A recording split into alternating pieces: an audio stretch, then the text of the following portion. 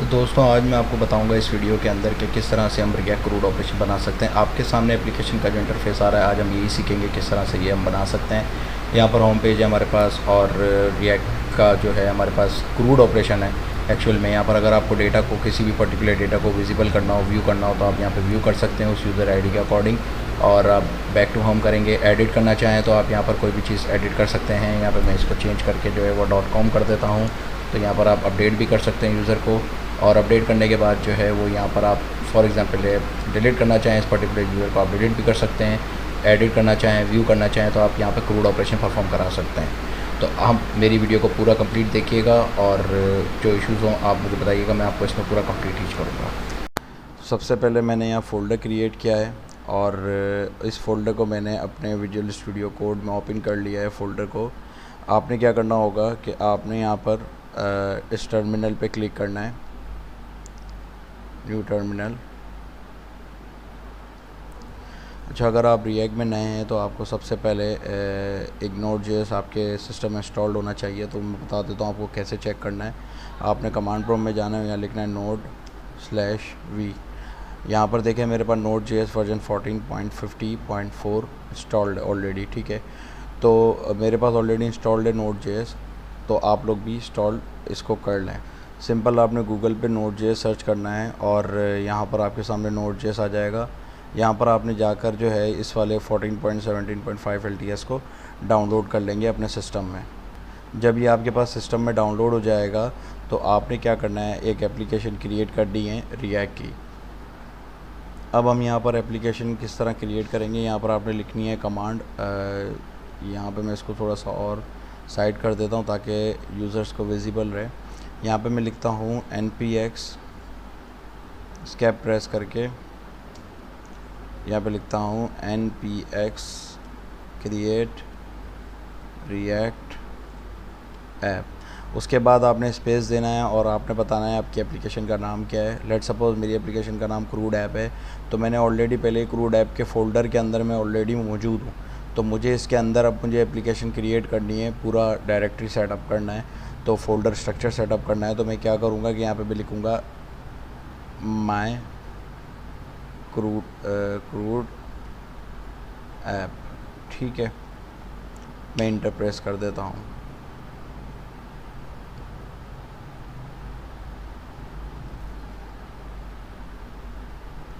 अब यहाँ पर जैसा कि आप देख सकते हैं कि वो सारे फैच कर रहा है नोड मॉड्यूल्स को, और यहाँ इसने रिएक्ट का एक फ़ोल्डर क्रिएट कर दिया है।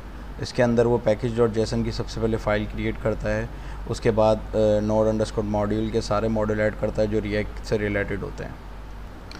जैसा कि आप देख रहे हैं कि यहाँ पर मेरी एप्लीकेशन जो है वो क्रिएट हो चुकी है, जो कि हमने कमांड रन की थी। अब हम थोड़ा सा डिस्कस कर लेते हैं फ़ोल्डर स्ट्रक्चर का, कि इसमें फ़ोल्डर स्ट्रक्चर किस तरह से बनाता है जब आप रिएक्ट की एप्लीकेशन को क्रिएट करते हैं। वो सबसे पहले आपके पास node_module की एक फ़ाइल क्रिएट करता है, एक फ़ोल्डर क्रिएट करता है जिसमें सारे आपके पास पैकेजेस होते हैं जो आपने एप्लीकेशन जो रिएक्ट के आपने एप्लीकेशन इंस्टॉल क्रिएट की है उसमें आपके सारे पैकेजेस ऑटोमेटिकली ऐड हो जाते हैं। उसके बाद हमारे पास एक फ़ोल्डर होता है पब्लिक का। तो मैं आपको ये बताऊंगा कि पब्लिक फ़ोल्डर क्या करता है, पब्लिक के अंदर हम कौन कौन सी फ़ाइल्स को ऐड करते हैं, ये index.html की फ़ाइल क्या करती है, वो ड्यूरिंग मैं जब आपके सामने कोड करूँगा तब मैं आपको सारी चीज़ें इसके बारे में बताता जाऊँगा। उसके बाद हमारे पास एक जो मेन फ़ोल्डर होता है जिसका नाम होता है सोर्स फ़ोल्डर, जिसमें हमारे पास जो भी एप्लीकेशन का फ्रंट आता है वेबसाइट का, उसके जो चंक्स होते हैं, मीन्स उसके जो अलग अलग सेक्शंस हैं वो डिवाइडर हैं। जैसे आप यहाँ पे देखें कि ये अलग सेक्शन है, ये अलग सेक्शन है, ये अलग सेक्शन है, तो अलग अलग चंक्स हैं।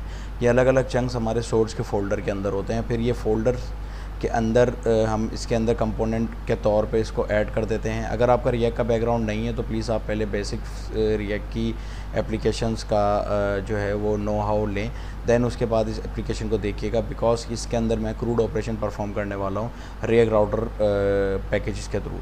अब यहाँ पर आप देखेंगे कि सोर्स का फ़ोल्डर है और यहाँ पर एक फ़ाइल है जिसका नाम है गिट इग्नोर फ़ाइल क्या करती है कि जब भी आप अपने एप्लीकेशन को पुश करते हैं गिटहब पे, अगर आपने पहले गिटहब के बारे में नहीं सुना तो मैं आपको बताता चलूँ कि गिटहब आपके पास एक जो है वो रिपोजिटरी सिस्टम है जिसके अंदर जो है आप अपनी एप्लीकेशन को अपलोड कर सकते हैं।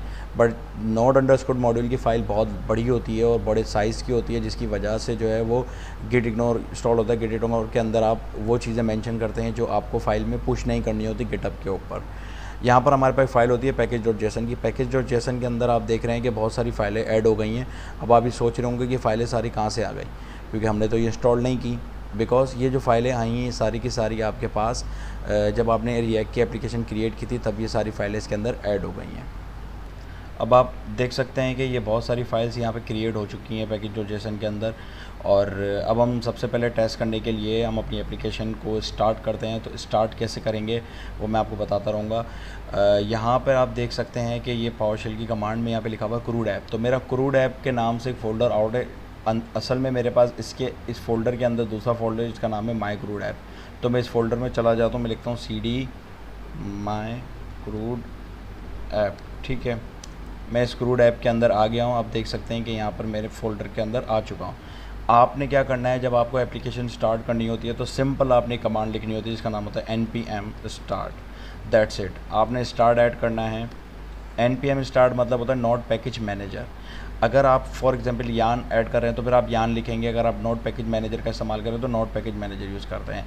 यान क्या होता है कि यान आपके पास थोड़ी सी स्पीड अप तेज़ कर देता है उसकी लाइव पैकेजेस के लिए जो कि आपके पास नोड मॉड्यूल्स के अंदर ऐड होते हैं।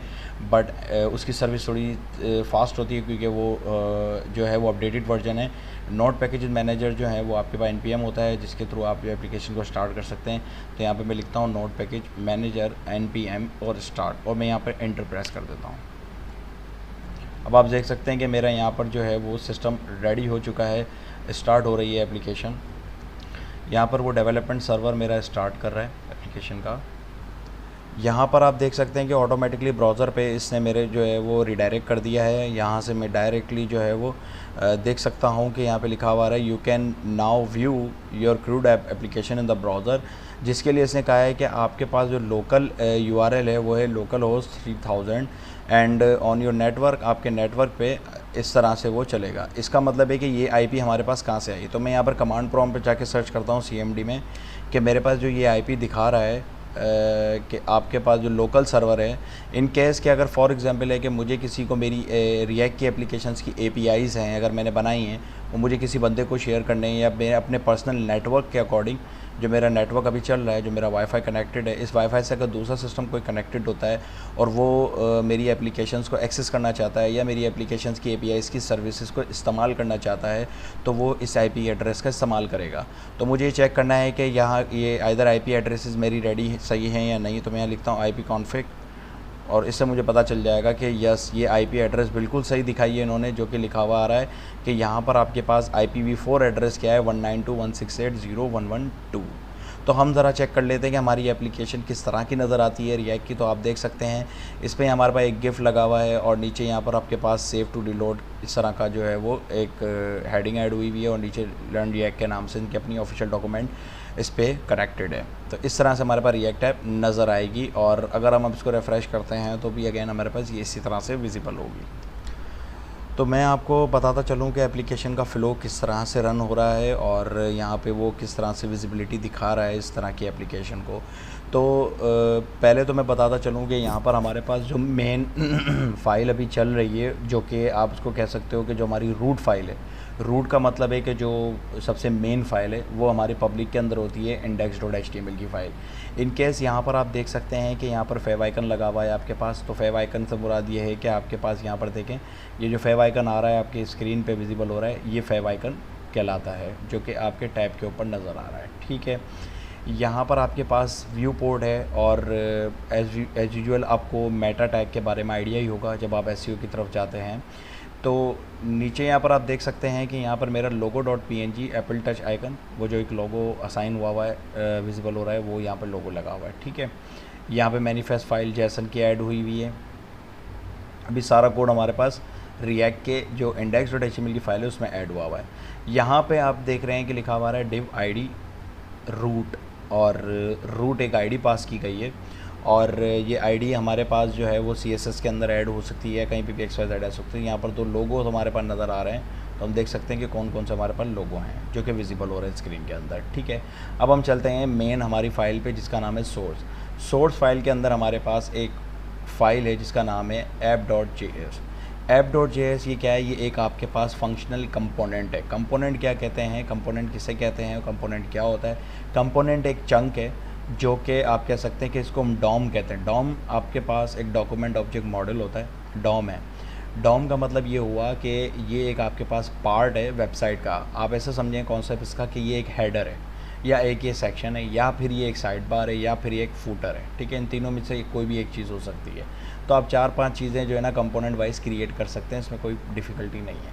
यहाँ पर आप देख सकते हैं कि ये जो लोगो आपके पास नज़र आ रहा है, ये आ रहा है यहाँ पर इमेज। मैं इसको क्या कर देता हूँ, कमेंट कर देता हूँ। तो मैं देखता हूँ क्या ये वेबसाइट के अंदर अपीयर होता है या नहीं होता। तो मैं ज़रा चेक करता हूँ, देखें यहाँ से वेबसाइट से ये गायब हो चुका है। मैं इसको अगेन अनकमेंट कर देता हूँ। तो अब आप यहाँ पे देखें कि वेबसाइट के अंदर फिर विजिबल हो गया।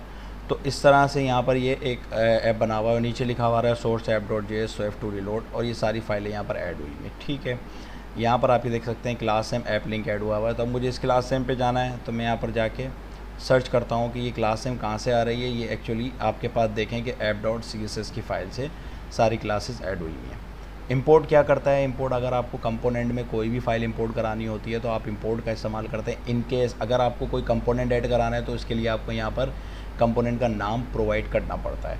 अगर आपको CSS की फ़ाइल ऐड करनी है तो उसके लिए नाम की ज़रूरत नहीं है, ये ऑटोमेटिकली इसका जो वेब पैक है वो ऑटोमेटिकली इसको रेंडर कर देता है, CSS को अटैच करा देता है। जस्ट आपको इसमें इंपोर्ट करना बहुत ज़रूरी है CSS की फ़ाइल। यहाँ पर ऐप जो है हमारे पास एक मेन कंपोनेंट की फ़ाइल है app.js, और यहाँ पर आप देख रहे हैं app.css।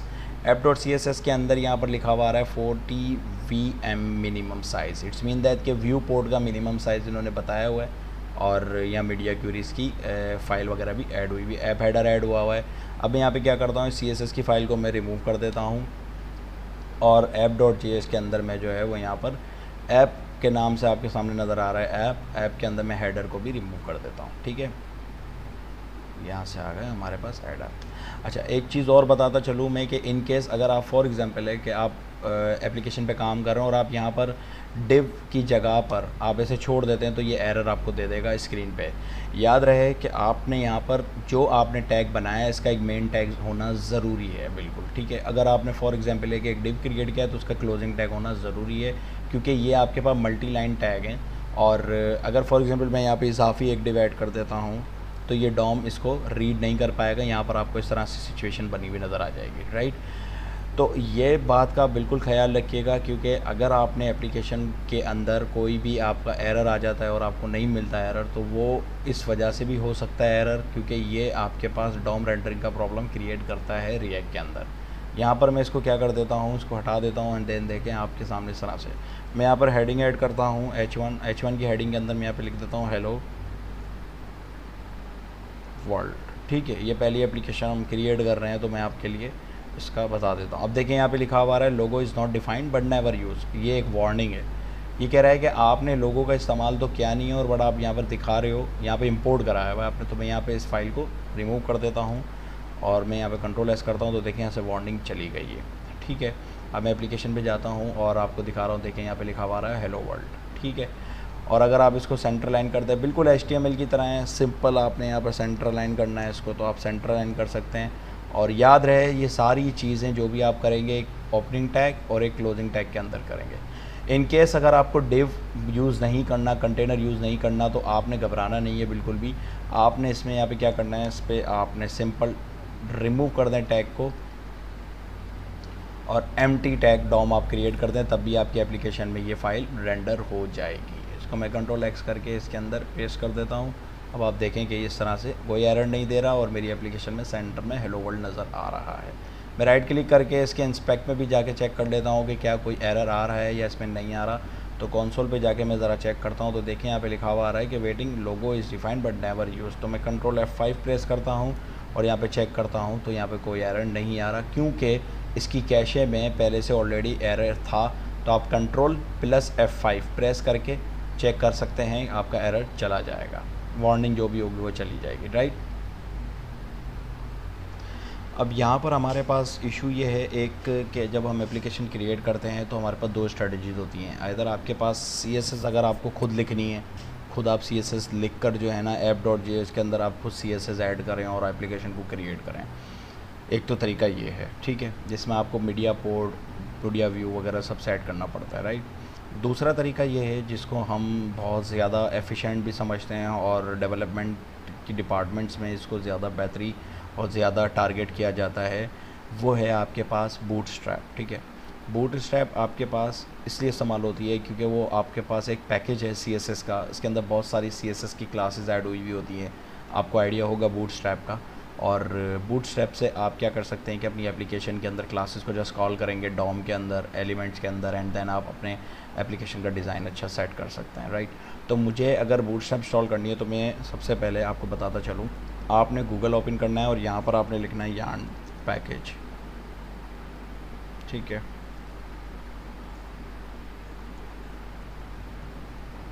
राइट, यहाँ पर आपने इस पे चले जाना है यार्न पैकेज के अंदर और यहाँ पे आपने लिखना है बेबल वेब पैक रिएक्ट वगैरह के लिए तो बूटस्ट्रैप, ठीक है। यहाँ पर देखें बूटस्ट्रैप आ रही है,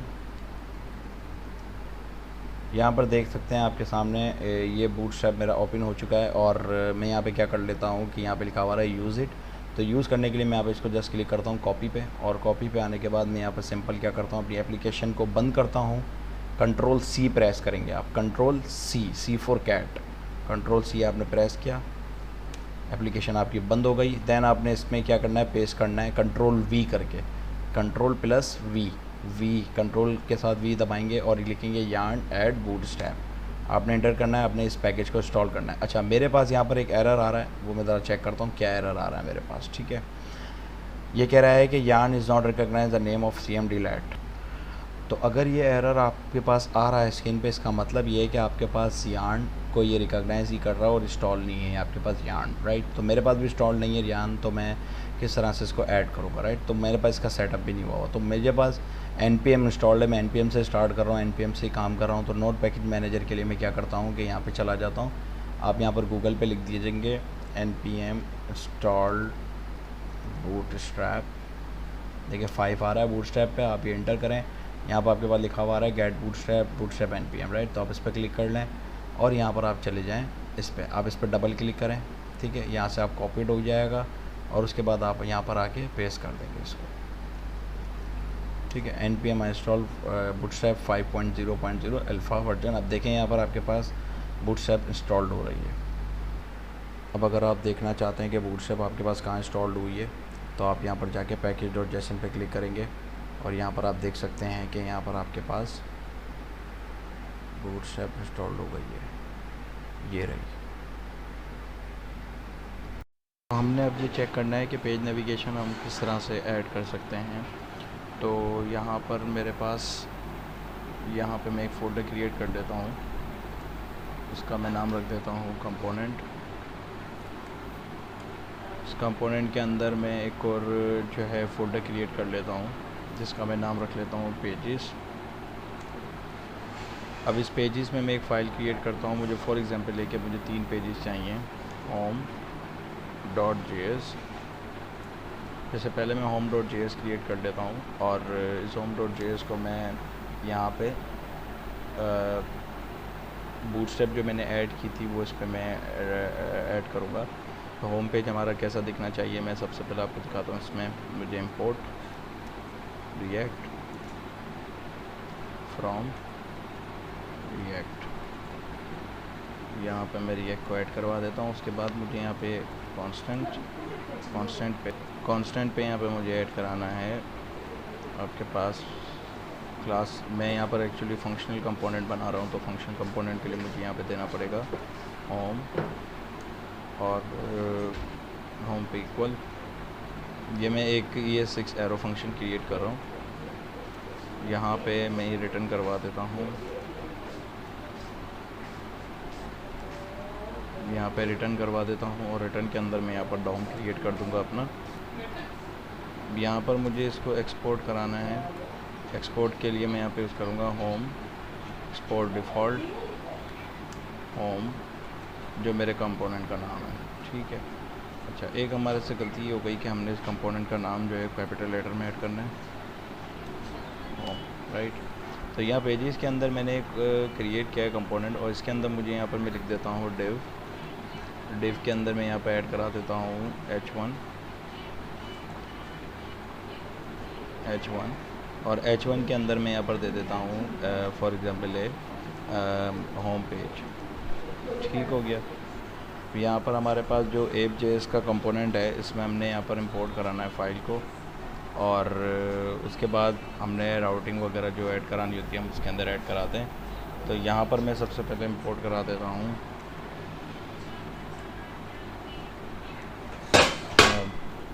होम पेज को मुझे यहाँ पे इंपोर्ट कराना है। मैं यहाँ पे इंपोर्ट करा देता हूँ होम फ्रॉम, यहाँ पे मेरा कंपोनेंट लोकेटेड है, मैं उस कंपोनेंट को टारगेट करूँगा।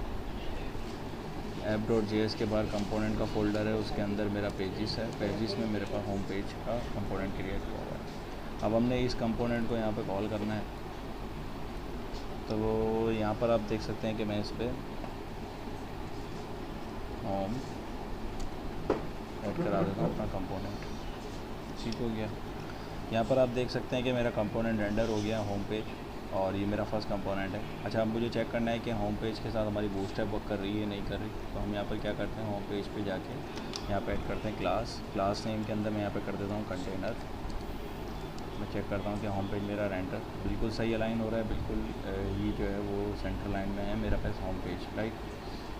इसी तरह से हम एक और कंपोनेंट क्रिएट कर लेते हैं। इसका नाम मैं रखता हूँ about.js, राइट। हम सेम फॉर्मेट है, सारी चीज़ों को कॉपी कर लेते हैं और अबाउट में जाके इसको पेस्ट कर देते हैं। यहाँ पर मैं अबाउट लिख देता हूँ ताकि मुझे पता लगे कि ये अबाउट का कंपोनेंट है, और इसकी जगह मैं अबाउट कर देता हूँ, एंड देन इसकी जगह पे मैं अबाउट कर देता हूँ। ठीक हो गया। यहाँ पर मेरे पास ये अबाउट एक्सपोर्ट हो चुका है। अब मैं इसको इंपोर्ट कराऊँगा app.js की फ़ाइल में। मैं यहाँ से इसको लाइन कर देता हूँ, यहाँ पर मैं ऐड कर देता हूँ अबाउट, और यहाँ पर जो है वो मैं अबाउट ऐड कर देता हूँ। इसी को मैं यहाँ पर शिफ्ट होम करके अबाउट एंड देन अबाउट। यहाँ से हमने कंटेनर ऐड किया हुआ है, तो ये भी हमारा एक कंपोनेंट है। अब हम यहाँ पे चेक कर लेते हैं, हमारे पास ये रेंडर हो रहा है। आप देख सकते हैं अबाउट पेज भी हमारे पास रेंडर हो गया है, राइट। इसी तरह से हम एक और पेज क्रिएट कर लेते हैं कॉन्टैक्ट का, ताकि हम फॉर एग्जांपल ये नेव बार पे जो भी यूज़र क्लिक करे तो वो कॉन्टैक्ट पे मूव हो जाए, राइट। तो मैं यहाँ पर एक और फाइल क्रिएट करता हूँ, इसका नाम रखता हूँ contact.js। ठीक हो गया।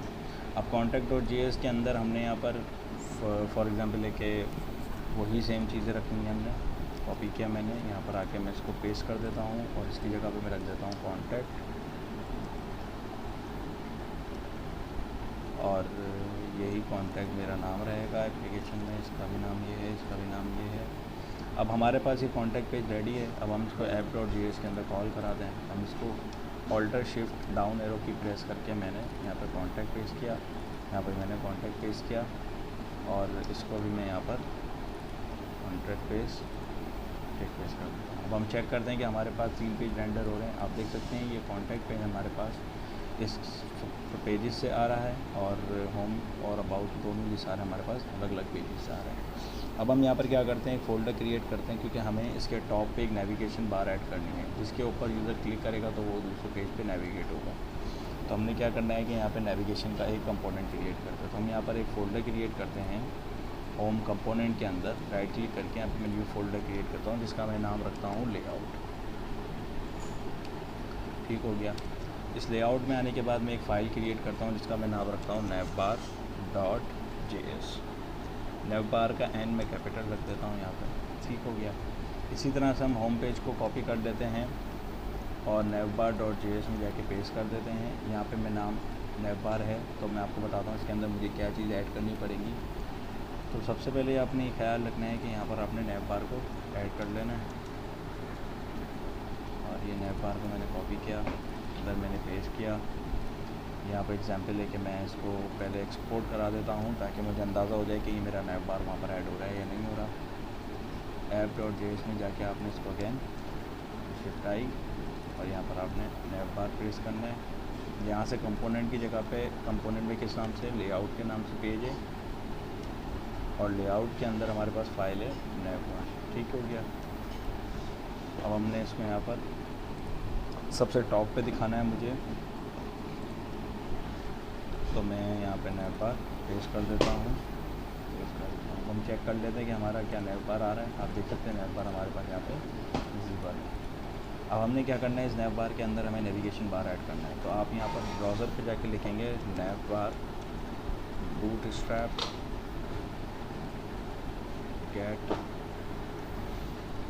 गेट बूटस्ट्रैप और गेट बूटस्ट्रैप यहाँ पे सर्च कर लेते हैं नैव बार। तो यहाँ पर आप देख सकते हैं कि मेरे पास फ्लैक्स तो आ रहा है और नैव बार यहाँ पे विजिबल नहीं है। तो मैं ज़रा नैव बार को यहाँ पर सर्च करूँगा, नैव बार कंटेंट कंपोनेंट्स कंटेंट, ये आ गया नैव बार। ठीक हो गया। नैव बार से हम क्या कर लेते हैं, यहाँ से हम डमी कोड, ये वाले ही कोड उठा लेते हैं, हम यहाँ से इसको कॉपी कर लेते हैं। और आपने क्या करना होता है, जब भी आप कोई भी HTML के टैग को कॉपी करते हैं उसको आपको कन्वर्ट करना पड़ता है JS6 फॉर्मेट में, क्योंकि रिएक्ट के अंदर क्या होता है कि आपका एप्लीकेशन जो है वो एक्सेप्ट नहीं करता विदाउट JS6 फॉर्मेट। तो आपको JS6 फॉर्मेट में इसको कन्वर्ट करना पड़ता है। तो हम जाके यहाँ पे लिखते हैं HTML टू JS6 फॉर्मेट, ठीक है। यहाँ पर आपने क्लिक किया HTML टू JS6 फॉर्मेट में और यहाँ पर आप आके पेस्ट कर दें। गलत हमारे पास कॉपी नहीं हुआ, कॉपी टू द क्लिपबोर्ड, उसको पेस्ट कर देते हैं। अब आपके सामने देखें नेविगेशन बार मेरे पास क्रिएट हुई हुई है, मैं इसको कॉपी कर लेता हूँ और हम इस नैव बार में जाके ऐड कर देते हैं। तो आप देख सकते हैं यहाँ पर मेरे पास कोई एरर नहीं आ रहा, नैव बार इजीली ऐड हो चुका है मेरे पास और इसके अंदर बटन सर्च वगैरह ऐड आ रहा है। तो मैं इससे फॉर्म्स हटा देता हूँ क्योंकि इसकी ज़रूरत नहीं है मुझे, और जो चीज़ें मेरे पास यूजलेस है मैं उनको भी हटा दूँगा, राइट। तो मैं अभी चेक कर लेता हूँ क्या नैव बार मेरा आ रहा है या नहीं आ रहा। तो देखें यहाँ पर आपके सामने नैव बार विजिबल है। अब मुझे यहाँ पर एक कंटेनर ऐड करना पड़ेगा डिव, और डिव को मैं कॉपी करके लास्ट में जाके पेस्ट कर देता हूँ और यहाँ पर आके मैं जो है डिव में क्लास में कंटेनर ऐड कर देता हूँ। तो आप देखें कि ये बिल्कुल सेंटर लाइंड हो गया है। अच्छा, अब मुझे इसका कलर थोड़ा सा पसंद नहीं आ रहा तो मैं इसका कलर भी चेंज कर लेता हूँ। तो यहाँ पर आप देख सकते हैं यहाँ पे लिखा हुआ है BG लाइट, एक्सपेंडेड लाइट और डार्क। इसको मैं कर देता हूँ नैव बार डार्क और BG कर देता हूँ मैं प्राइमरी, मतलब बैकग्राउंड इसका प्राइमरी होना चाहिए। तो आप देख सकते हैं साथ ही मेरे पर नैव बार क्रिएट हो चुकी है। ओके वेल, यहाँ से मुझे इसको हटाना होगा कंटेनर को, क्योंकि कंटेनर की वजह से जो है वो प्रॉब्लम क्रिएट हो गई है। तो यहाँ पर मैं कर देता हूँ नैव बार डार्क और यहाँ पर मैं कर देता हूँ नैव बार प्राइमरी। ठीक हो गया। अब हमने जो कंटेनर क्रिएट करना है वो यहाँ पे ऐड करना है डिव और उसके अंदर हम कर देते हैं क्लास। इस क्लास में मैं ऐड करा देता हूँ कंटेनर और इस कंटेनर को मैं यहाँ से कॉपी कर लेता हूँ, नैव बार के नीचे जाके जो है वो मैं इसके अंदर में पेस्ट कर दूँगा। तो यहाँ पे आप देख सकते हैं कि मेरा इस तरह से जो है वो नेविगेशन बार क्रिएट हुआ हुआ है। तो यहाँ से हम इसको हटा देते हैं, यानी क्या गड़बड़ हो रही है इसकी। तो यहाँ पर हमारे पास प्रॉब्लम हो रही है एक्चुअली होम पेज वगैरह की, तो हम ज़रा चेक कर लेते हैं कि क्या प्रॉब्लम है।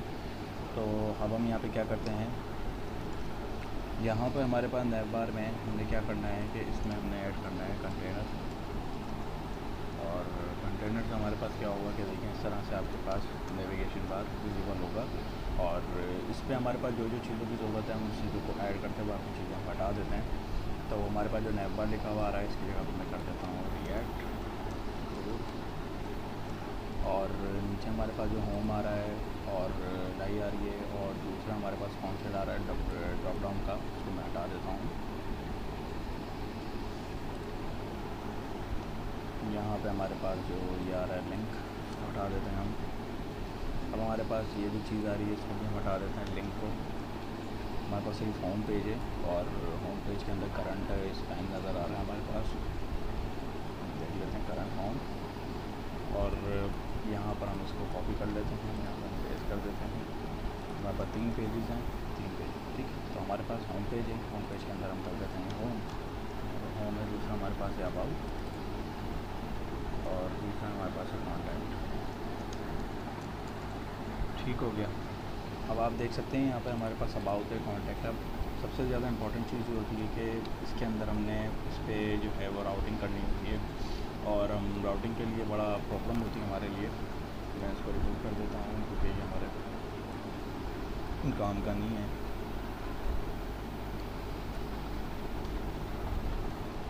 सबसे इंपॉर्टेंट चीज़ होती है राउटिंग। अब फॉर एग्जांपल है कि रिएक्ट में क्या होता है कि आप जब भी क्लिक करें होम पे तो वो होम पेज पे तो ले आएगा, अबाउट पे कैसे जाएंगे आप देखें, अभी यार राउट चेंज हो रहा है, कॉन्टैक्ट पे कैसे जाएंगे, तो ये देखें एक ही पेज पर रेंडर हो रहा है। अब मैं ये चाहता हूँ कि जब यूज़र इस पर क्लिक करे अबाउट पे तो अबाउट पे जाए। होता क्या है, जब आप HTML की वेबसाइट पे काम करते हैं स्टैटिक पे, तो आपको क्या करना पड़ता है कि आपको अलग अलग पेज बनाने पड़ते हैं। फिर उन पेजेस को आप क्या करते हैं, हाइपर रेफरेंस करके उनका URL पास करते हैं, दैन उसके बाद आप उस पेज पे मूव हो जाते हैं। तो यहाँ पर जो है वो रिएक्ट में आपको इस तरह से बहुत ज़्यादा इशूज़ आते हैं। तो आपको क्या करना होता है कि आपको रिएक्ट में एक राउटिंग लाइब्रेरी ऐड करनी पड़ती है। तो आप क्या करेंगे कि यहाँ पर आप लिखेंगे npm react router DOM। तो यहाँ पर आप जा सकते हैं, इसको आपने अपनी लाइब्रेरी में ऐड करना है, रिएक्ट राउटर डॉम पैकेज। और राउटिंग के बाद आपने इस पर लिंक्स ऐड करने होते हैं, बहुत सारी चीज़ें ये आपने कॉपी करना है, और आपने जाके इस पर Ctrl+C करके हटा के यहाँ पे Ctrl+V करके आपने इसको इंस्टॉल करना है। ठीक हो गया।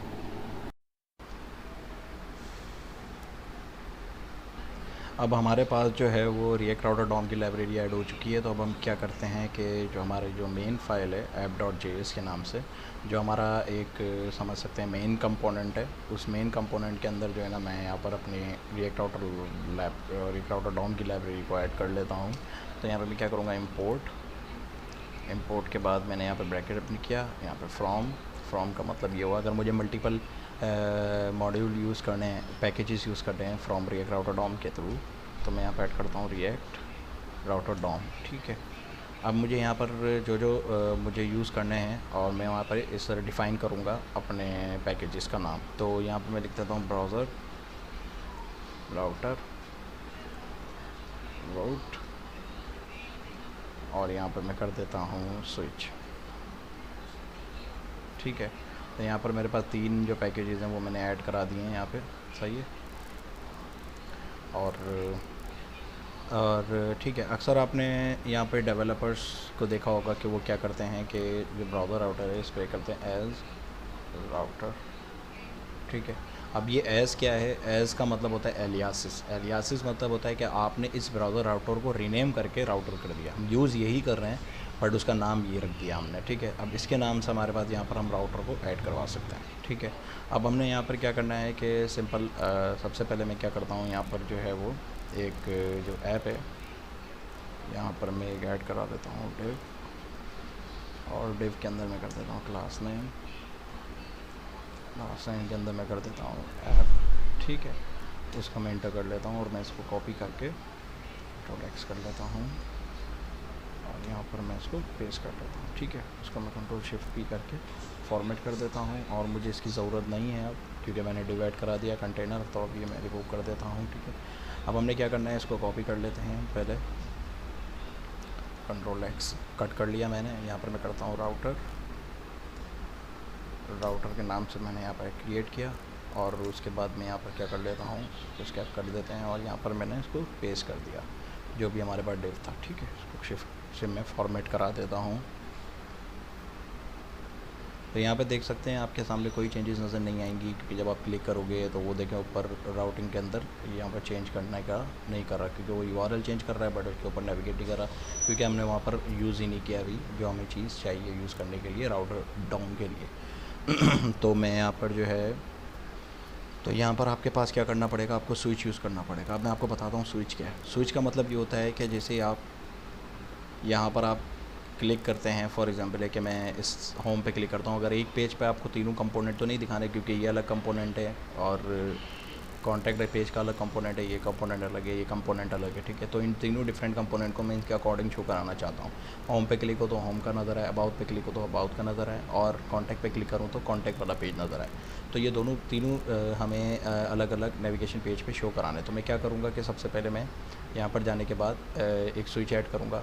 मुझे नैव बार तो जो टोटली पूरी एप्लीकेशन में दिखाना है, तो मैं इसको स्विच के बाहर लिखूँगा। मैं करता हूँ स्विच, और स्विच को मैंने यहाँ पर करना है। अभी देखें इसने यहाँ पर इसको ऐड नहीं किया, मैं यहाँ से कॉपी कर लेता हूँ और इसको यहाँ पर आके पेस्ट कर देता हूँ ताकि वो ग्रीन हो जाएगा, तो इसका मतलब है कि ये यहाँ पर स्विच क्रिएट हो गया, ठीक है। अब मैं इसको इंटर कर लेता हूँ और इंटर करने के बाद मैं यहाँ पर सिंपल क्या करूँगा, राउट क्रिएट करूँगा। राउट बनाने के लिए मैं क्या करता हूँ, राउट, और राउट सेट करने के लिए मैं यहाँ पर लिखूँगा एग्जैक्ट, क्योंकि इसी पर्टिकुलर पर जाएगा। पाथ असाइन करने के लिए मैं असाइन कर दूँगा कि भाई मेरे पास होम पेज पे जाना है, तो होम पेज पे जाने के मैं लिखता हूँ कंपोनेंट के बाद मैं यहाँ पे कंपोनेंट का नाम दे देता हूँ, जो मुझे जो भी कंपोनेंट एंटर करवाना है। मैंने कहा तो होम के पेज को रेंडर करवाना है या राउट पे, तो मैंने यहाँ पर राउट पे होम पेज को शो करा दिया, ठीक है। इसी तरह से हमने क्या करना है कि सारे राउट क्रिएट कर लेते हैं हम। उसको मैं 3 हमारे पास राउट हैं, कॉन्टैक्ट है, अबाउट है और वो है। तो यहाँ पर मैं होम पेज है तो यहाँ पर मैं लिख देता हूँ होम, और यहाँ पर मैं कर देता हूँ अबाउट, और यहाँ पर मैं कर देता हूँ कॉन्टैक्ट, ठीक है। अब कॉन्टैक्ट के लिए मैं यहाँ पे अबाउट को कॉपी कर लेता हूँ Ctrl+X करके, और अभी यहाँ पे मैं अबाउट को पेस्ट कर देता हूँ, सॉरी यहाँ पे कर देता हूँ अबाउट, और इसके अबाउट को मैंने यहाँ पे अबाउट कर दिया, ठीक है। यहाँ पर मैं इसको कॉन्टैक्ट करने के लिए मैं क्या करता हूँ, कॉपी कर लेता हूँ इसको, और यहाँ पर मैं इसको पेस्ट कर देता हूँ। अब मैं इसको फॉर्मेट कर देता हूँ डॉक्यूमेंट को, तो देखिए इस तरह से आपका फॉर्मेट हो गया, ठीक है। बस तो हमारे पास जो होम पेज होता है ऑब्वियसली वो एक्चुअली अपने बारे में फॉरवर्ड स्लैश होता है, तो मैं फॉरवर्ड स्लैश ऐड कर देता हूँ जस्ट, ठीक है। तो यहाँ पर मैंने एक जो है वो हमने यहाँ पर जब इस तरह से हमने कंपोनेंट ऐड किया है, तो इसका मतलब है कि वो इसको रेंडर नहीं करेगा, क्योंकि यहाँ पर हमने नाम किस तरह से दिया हुआ है। अगर हमें इसको इसी तरह से फॉर्मेट पे दिखाना है तो हमने यहाँ पर क्या करना पड़ेगा, ब्रैकेट लगाना पड़ेगा इस तरह से, ठीक है। तो जैसे आप इस तरह से ब्रैकेट लगा देंगे तो वो यहाँ पर रेंडर कर देगा, राइट। अगर आपको विदाउट इसके एंड करना है तो ये यहाँ पर ये वर्क करेगा होम, ठीक है। इन केस अगर आपको फॉर एग्जांपल है कि विदाउट जस्ट आपको नेम देना है कंपोनेंट का, तो आप यहाँ पे क्या करोगे, इसको हटा दोगे और आप यहाँ पर सिंपल इसके ब्रैकेट्स को भी आप हटा दोगे। एंगुलर ब्रैकेट को मैं हटा देता हूँ और यहाँ पर इसको भी मैं हटा देता हूँ, तो यहाँ पर आपके पास होम आ जाता है। इसको भी मैं हटा देता हूँ और उसके भी ब्रैकेट्स को हटा देता हूँ, तो यहाँ पर हमारे पास कॉन्टैक्ट अबाउट आ जाता है, और यहाँ पर हमारे पास कॉन्टैक्ट में इन दोनों को मैं हटा देता हूँ, ठीक है। तो आप देख सकते हैं स्क्रीन पे कि इस तरह से हमारे पास अबाउट है, होम है, होम पे क्लिक करते हैं अबाउट पे, तो अबाउट के हमारे पास यहाँ पे देखें लिंक सेट नहीं हुआ, तो अभी हमें इस पे लिंक पे भी सेट करना है। तो होम पे हमारे पास जस्ट एक कंपोनेंट अभी रेंडर हो रहा है, राइट। तो अब हम क्या करते हैं कि हम इसके अंदर, तो यहाँ पर मैं आपको बताता चलूँ कि हम किस तरह से इस पर नेविगेट होंगे। तो हम कोड पे जाकर जो है वो अपना जो हमारा नैव बार है, नैव बार हमारा ये क्रिएटेड है, तो नैव बार पे जाता हूँ मैं। नैव बार हमारे पास कंपोनेंट में है, कंपोनेंट में हम लेआउट में थे, लेआउट में हमारा नैव बार JS क्रिएट हुआ था, राइट। तो अब यहाँ पर हमने क्या करना है कि इसको लिंक करवाना है पर्टिकुलर राउट पे। तो हम क्या करेंगे कि यहाँ पर इंपोर्ट करवाते हैं। इंपोर्ट करने के लिए यहाँ पर मैं जस्ट मॉड्यूल ऐड करने की जगह पर मैं लिख दूँगा मुझे जो है वो लिंक चाहिए, ठीक है। लिंक किसके लिए चाहिए, मुझे कहाँ से उठाऊँगा मैं, रिएक्ट राउटर डॉम की लाइब्रेरी से मैं लिंक्स को उठाऊँगा। तो लिंक क्या करते हैं आप एक्चुअली, जब भी आप क्लिक करेंगे इसके ऊपर तो आपको उस पर्टिकुलर सेक्शन पे या मूव करा देंगे। तो हम सबसे पहले चले जाते हैं हमारे पास जो अबाउट का पेज है। अबाउट के पेज पे जो हमारे पास ये नैवलिंक क्लास लिखी हुई आ रही है, इसकी जगह पे मैं कर देता हूँ लिंक।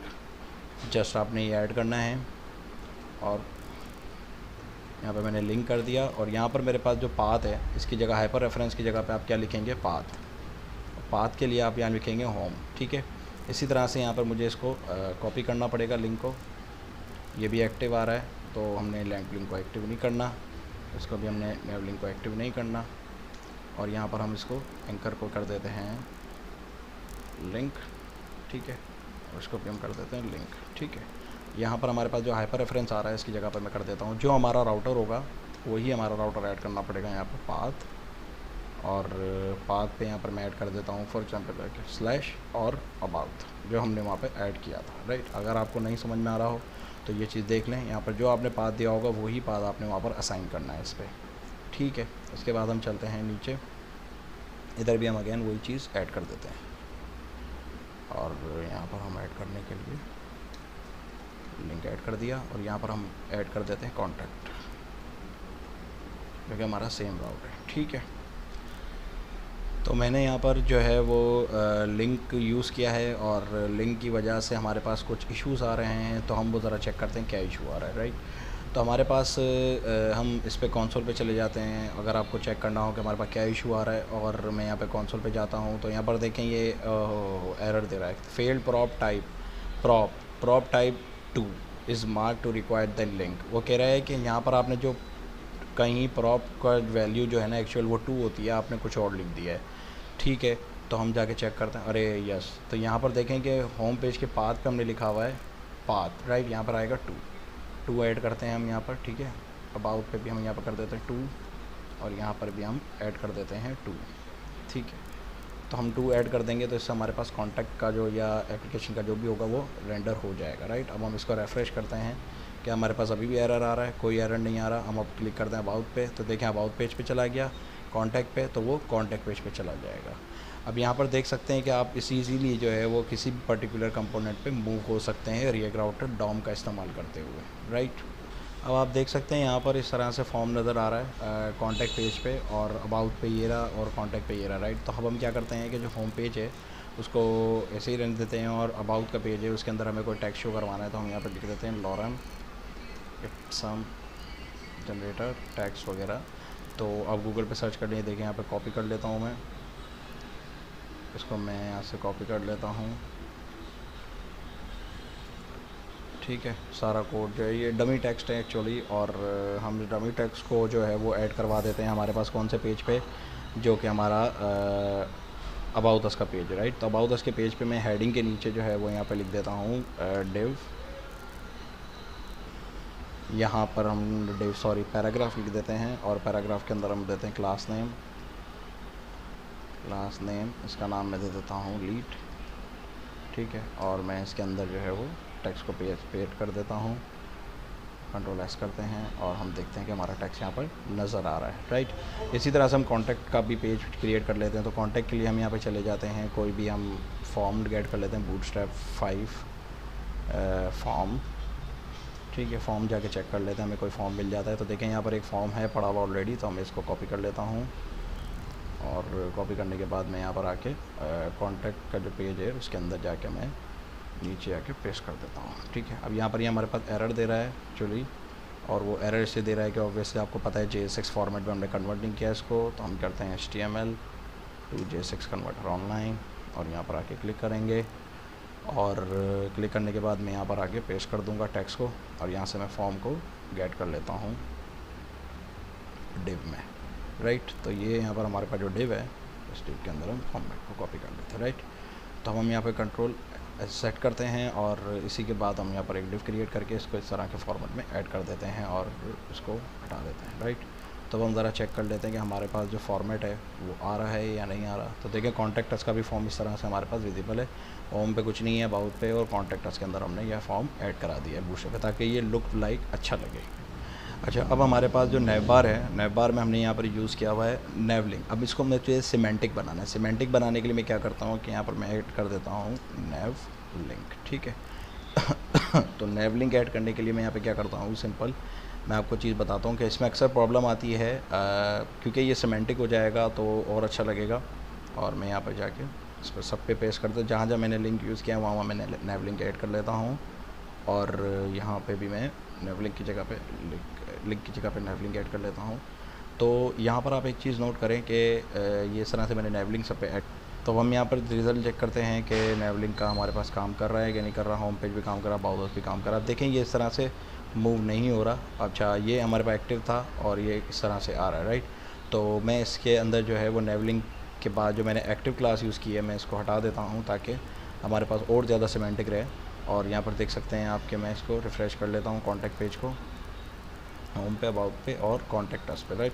कंट्रोल F5 दबा देंगे आप, तो यहाँ पर आपकी कैशे भी रिफ़्रेश हो जाएगी। यहाँ पर आप देखें कि अगर फॉर एग्जांपल यूज़र आके राउटर को चेंज करता है, यूज़र यहाँ पर आके कोई भी गलती से कोई दूसरा प्रोडक्ट का नाम ऐड करता है या कोई ऐसा पेज ऐड करता है, जैसे फॉर एग्जांपल मैं यहाँ पे ऐड करता हूँ ऑरेंज के नाम से, तो जैसे ही आप इंटर करेंगे तो देखें कि आपके पास इस तरह से ये रिडायरेक्ट कर रहा है और उसको कोई पेज नहीं मिल रहा, राइट। तो हम चाहते हैं कि कोई भी यूज़र यहाँ पे कुछ भी लिखे तो उसके सामने पेज नॉट फाउंड का पेज ओपन हो जाए, राइट।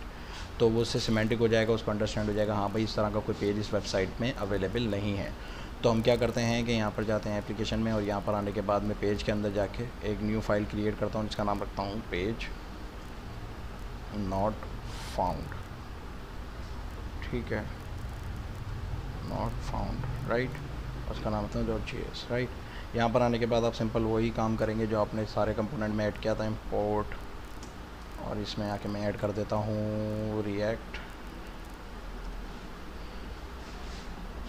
From react, right. अच्छा, जब आप ये पेज ऐड कर देंगे तो यहाँ पे मैं कांस्टेंट ऐड करता हूँ, कांस्टेंट के अंदर मैं नाम रख देता हूँ पेज नॉट फाउंड, राइट।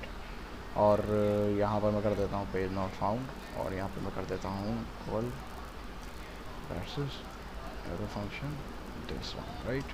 इसके अंदर मैं रिटर्न करवा देता हूँ,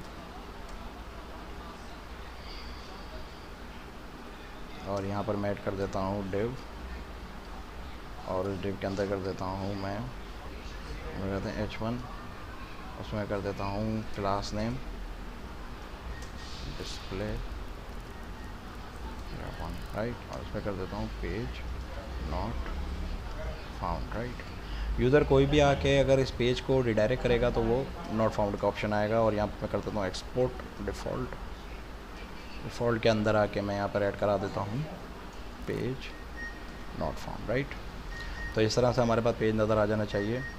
अब सवाल ये पैदा होता है कि हमारे पास पेज ये नज़र कैसे आएगा। अभी तो मैं यहाँ पे कुछ भी चेंज करूँगा तो वो ऑब्वियसली इसी पे लेके जाएगा, तो मुझे यहाँ पे इसके लिए राउट सेट करना पड़ेगा। ऑब्वियसली जहाँ पर हमने सारे राउट सेट किए थे वहाँ पर मुझे इसका राउट सेट करना पड़ेगा। तो मैं क्या करता हूँ कि इसके राउट में जाता हूँ, और जो हमने राउट बनाया है app.js के अंदर राउट सेट किए हैं, तो यहाँ पर मैं सबसे पहले इस फाइल को इम्पोर्ट करा लेता हूँ, और इस जगह पर मैं क्या कर देता हूँ पेजेस यहाँ पर मैं लिख देता हूँ पेजेस, और पेजेस के अंदर मैं यहाँ पर ऐड कर देता हूँ अपना पेज नॉट फाउंड, ठीक है। इसको मैंने कॉपी किया, और मैं यहाँ पर आके जो है वो तरह से राउट सेट करना है। यहाँ पर मैं ऐड कर देता हूँ एस्ट्रिक का मतलब ये है कि अगर यूज़र ने कोई भी इस पे पाथ ऐड किया तो ये वाला पेज ओपन हो जाएगा, राइट। उसके अलावा जो यहाँ पर अवेलेबल नहीं है, राइट। तो यहाँ पे मेरे पास जो पेज है, अगर वो पेज वहाँ पर अवेलेबल नहीं होगा, इनके अलावा, इन पेजेस के अलावा अगर ये पेज अवेलेबल नहीं होगा तो ये आपके पास पेज नॉट फाउंड को वो रिडायरेक्ट कर देगा, राइट। तो ज़रा हम चेक कर लेते हैं, हमारे पास इशू आ रहा है कंपोनेंट पेजेस नैव बार, राइट। तो ये यहाँ पर एक्चुअली इशू ये आ रहा है कि ये नैव बार का पेज है, तो हमने यहाँ पर पेज का नाम तो लिखा ही नहीं, तो यहाँ पर हम कर लेते हैं पेज नॉट फाउंड, ठीक है। अब देखें यहाँ पर ये इस तरह से हो रहा है शो। अब देखें यहाँ पर मैंने ऑरेंज लिखा हुआ है तो पेज नॉट फाउंड आ रहा है। मैं यहाँ पर अगर फॉर एग्जांपल कुछ भी लिख देता हूँ तो ये मुझे पेज नॉट फाउंड पे लेके जाएगा। अबाउट पे जाऊँगा तो अबाउट तो हमारे पास ओपन हो जाएगा, ठीक है। इस तरह से यहाँ पर हमारे पास पेज नॉट फाउंड का वर्क काम करता है, ठीक है। तो यहाँ पर आप कोड देख सकते हैं, मैंने एस्ट्रिक लगाया है राउट पे, जो कि ये आपको कहीं पे भी मूव ले जा सकता है। यहाँ पे हमारे पास जो है पेज नॉट फाउंड तक का जो है वो कंप्लीट हो गया है। और यहाँ पर अगर फॉर एग्जांपल है कि मैं चेंज करता हूँ कोई भी URL, तो वो URL हमारा चेंज हो जाता है। अबाउट पे क्लिक करेंगे, कॉन्टैक्ट पे क्लिक करेंगे, तो इस तरह से पेज के URLs को चेंज कर सकते हैं। अब हमें फॉर एग्जांपल है कि अब हमें जो क्रूड ऑपरेशन परफॉर्म कराने हैं, तो क्रूड ऑपरेशन परफॉर्म कराने के लिए मुझे यहाँ पर सबसे पहले क्या करना पड़ेगा कि एक बैकएंड क्रिएट करना पड़ेगा, जो कि आपका बैकएंड से कह सकते हैं कि जहाँ से आपके पास डेटाबेस होती है। डेटाबेस के अंदर आपके पास जो है वो सर्वर होता है, सर्वर के अंदर आपके पास डेटा पड़ा हुआ होता है, और आप सर्वर्स के थ्रू डेटा को कॉल कराते हैं। सर्वर से डेटा को कॉल कराना हो, आप अपनी वेबसाइट के अंदर दिखाना चाहते हैं, तो उसके लिए इस्तेमाल होता है APIs का। APIs आपके पास होती हैं एप्लीकेशन प्रोग्रामिंग इंटरफेस। इस इंटरफेस पे मुझे जो भी डेटा दिखाना है, या मैं क्रूड ऑपरेशन के थ्रू जो भी डेटा दिखाना चाहता हूँ, तो वो मुझे APIs का इस्तेमाल करना पड़ेगा। तो मुझे क्या करना होगा, मैं सिंपल एक फेक JSON API यूज़ कर लेता हूँ अभी के लिए, क्योंकि अगर हम बैकएंड की बनाएंगे तो उसमें आई थिंक बहुत ज़्यादा टाइम लग जाएगा।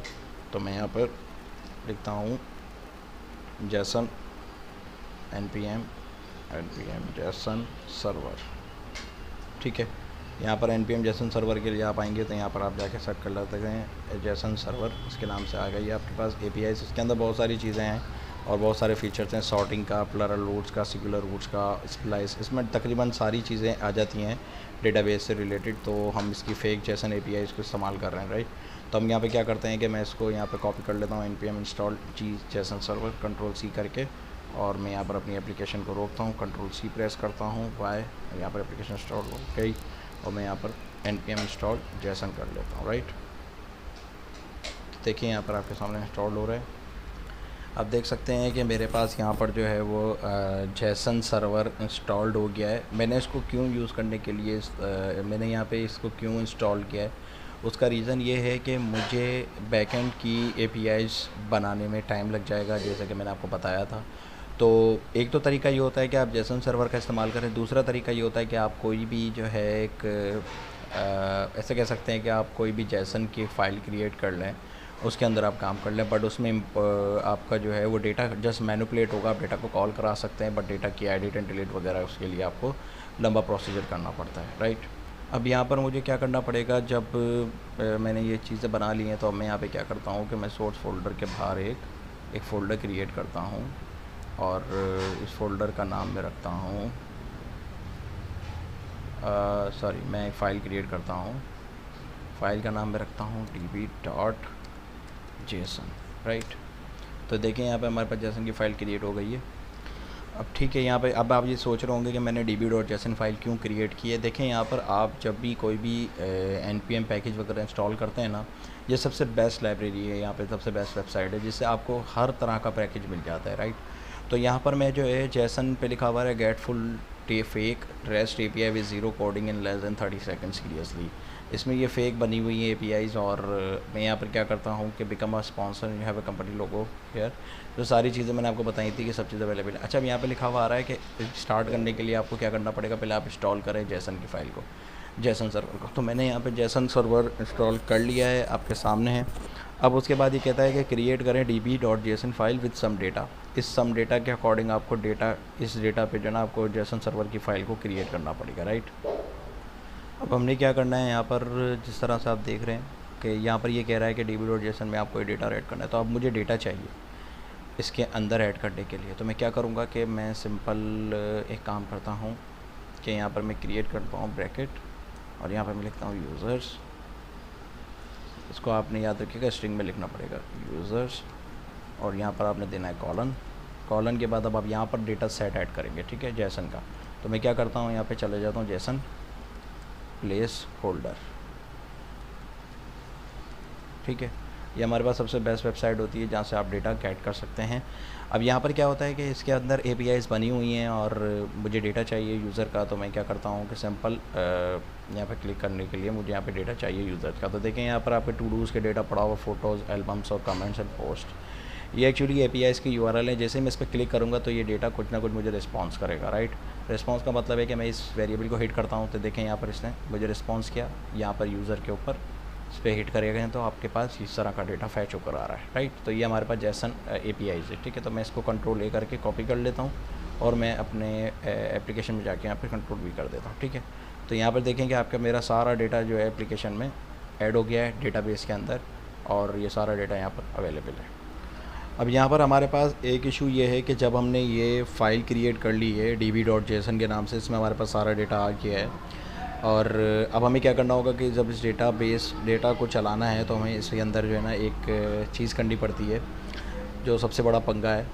एक तो पंगा ये है कि आपको स्क्रिप्ट चलानी पड़ती है, राइट। तो यहाँ पर आप जब भी एप्लीकेशन स्टार्ट करते हैं ना, package.json में आप जाएंगे तो यहाँ पर आपके पास नज़र आएगा कि यहाँ पे लिखा हुआ आता है स्क्रिप्ट में क्या करता है, रिएक्ट स्क्रिप्ट स्टार्ट, ये स्टार्ट करता है, राइट। अब मुझे इसके साथ क्या करना है कि मुझे जो है वो इस एप्लीकेशन के अंदर आप देखें db.json में देखें तो मुझे ये रन स्किप करनी पड़ेगी, ठीक है।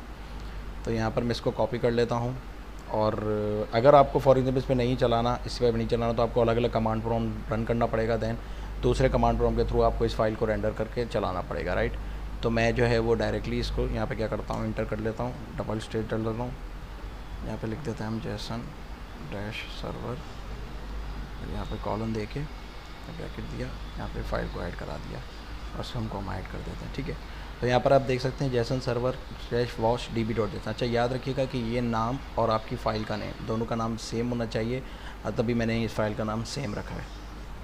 अब यहाँ पर आपके पास इस तरह से db.json है, राइट। अब हमारे पास एप्लीकेशन इस तरह से यहाँ पे रन हो रही है, तो अब हम चेक कर लेते हैं कि ये एप्लीकेशन पे किस तरह से रिस्पॉन्स होगा। अच्छा, अब मैं आपको एक चीज़ और क्लियर करता रहूँ कि जो भी आपकी एप्लीकेशन अभी आप रिएक्ट पे बनाई हुई है, जो चल रही है, वो अभी आपके पास पोर्ट कौन सा है। मैं इस पोर्ट पे चले जाता हूँ रिएक्ट पे, और यहाँ पे लिखता हूँ 3000, और मैं यहाँ पे इंटर करता हूँ पोर्ट को। तो देखें यहाँ पे 3000 पे मेरे पास ये एप्लीकेशन रन हो रही है, और इसके अंदर मैं जो है ना कलेक्ट कर लेता हूँ कॉन्टैक्ट वगैरह। अब मुझे फॉर एग्जांपल है कि मेरी जो एपीआई है वो कौन सा सर्वर पे चल रही है, तो ये तो मुझे पता ही नहीं चल रहा। तो मैं जब भी किसी दूसरे टैब को ओपन करूँगा तो यहाँ पर आप देखें कि यहाँ पे लिखा हुआ रहेगा लोकल होस्ट, मैं 3000 ऐड करता हूँ, तो यहाँ पे मेरे पास ये प्रॉब्लम आ रही होगी, राइट। तो अब हम क्या करेंगे, इसके लिए हमने क्या करना है कि यहाँ पर जाके हमने इस पर पोर्ट असाइन करना है, राइट। तो मैं यहाँ पर पोर्ट असाइन करता हूँ ट्रिपल पोर्ट, और मैं इसको दे देता हूँ 3001, राइट। तो अब इस पोर्ट पे हमारे पास जो है जेसन सर्वर रन होगा। अब अगर फॉर एग्जांपल है कि मुझे ये जेसन सर्वर रन करना है, तो मैं यहाँ पे क्या कर देता हूँ 3001 कर देता हूँ। तो मैंने जैसे 3001 किया, तो यहाँ पर देखें कि आपके पास वो एप्लीकेशन पोर्ट पे नहीं चल रही। यहाँ पे लिखा हुआ है कार्ड साइज, राइट। उसको मैं कर देता हूँ यूज़र्स, तब भी यहाँ पर देखें कि मेरा सर्वर रन नहीं हो रहा, क्योंकि यहाँ पे कोई इशू आ रहा है।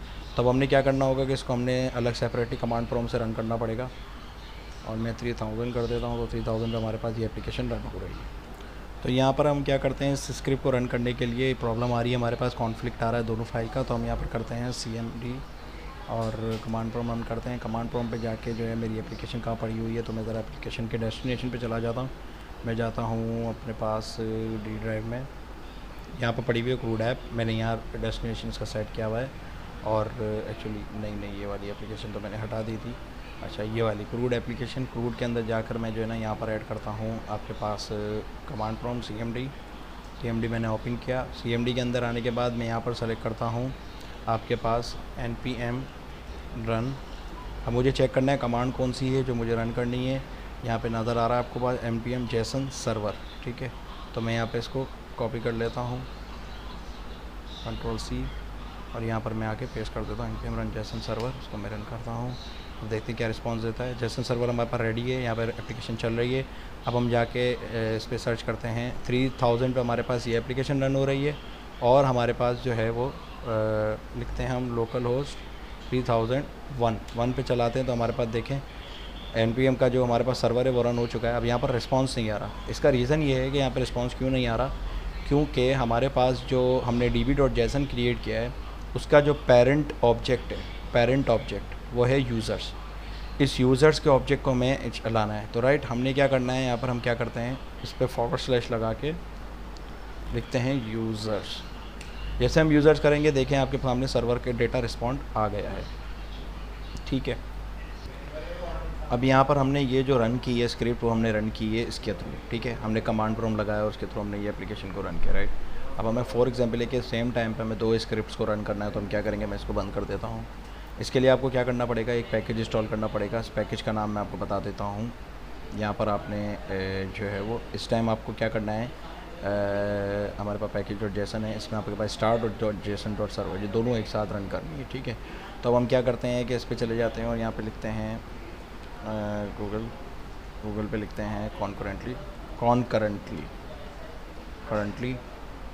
कॉन्करेंटली हमारे पास जो है वो npm, ठीक है। कॉन्करेंटली npm के नाम से हमारे पास आ रही है, और यहाँ पर हम जाके कॉन्करेंटली को इंस्टॉल कर लेते हैं। तो यहाँ पे देखें कॉन्करेंटली के नाम से हमारे पास एप्लीकेशन पड़ी हुई है, और इसमें ये बता देगा कि किस तरह से आपको जो है वो रन करना है फाइल को। तो यहाँ पर मैं क्या करता हूँ, यहाँ पर मैं जो है ना इस एप्लीकेशन को इंस्टॉल कर लेता हूँ पहले। तो मैं सबसे पहले क्या करूँगा, npm यहाँ पे कोशिश करके जो है ना npm g globally npm g को मैं यहाँ पे कॉपी कर लेता हूँ, ठीक है। और कॉपी करने के बाद मैं यहाँ पर अपनी एप्लीकेशन में आता हूँ और यहाँ पर कर देता हूँ Ctrl+C, इसके एप्लीकेशन को बंद करता हूँ और यहाँ पर Ctrl+V कर देता हूँ। तो यहाँ पर मैं इसको इंस्टॉल करता हूँ पहले। अब जब हमारे पास ये इंस्टॉल्ड हो गई ये लाइब्रेरी, तो मैं आपको दिखा देता हूँ। यहाँ पे मैंने इंस्टॉल कर ली है कॉन्करेंटली। हमने क्या करना होगा कि हमने यहाँ पर जो है वो इस तरह से एक कमांड होती है इसकी, ये वाली कमांड, इसको आपने कॉपी कर लेना है, ठीक है। इसको मैं कॉपी कर लेता हूँ और कॉपी करने के बाद जो है ना मैं इस पर कॉमा दे के यहाँ पर मैं ऐड कर देता हूँ ये कमांड। अब यहाँ पर आप देखें कि ये एक एरर आ रहा है मेरे पास। ये एरर इसलिए आ रहा है क्योंकि यहाँ पे भी स्टार्ट लिखा हुआ है, यहाँ पे भी स्टार्ट लिखा हुआ है, तो ये समझ नहीं पा रहा, तो मैं इसको कर देता हूँ स्टार्ट डेव। ठीक है, तो ये स्टार्ट डेव हो जाएगा। अब कनकरेंटली के बाद हमें यहाँ पर पहले कमांड देनी है कि भाई कौन सी कमांड हमें पहले रन करनी है।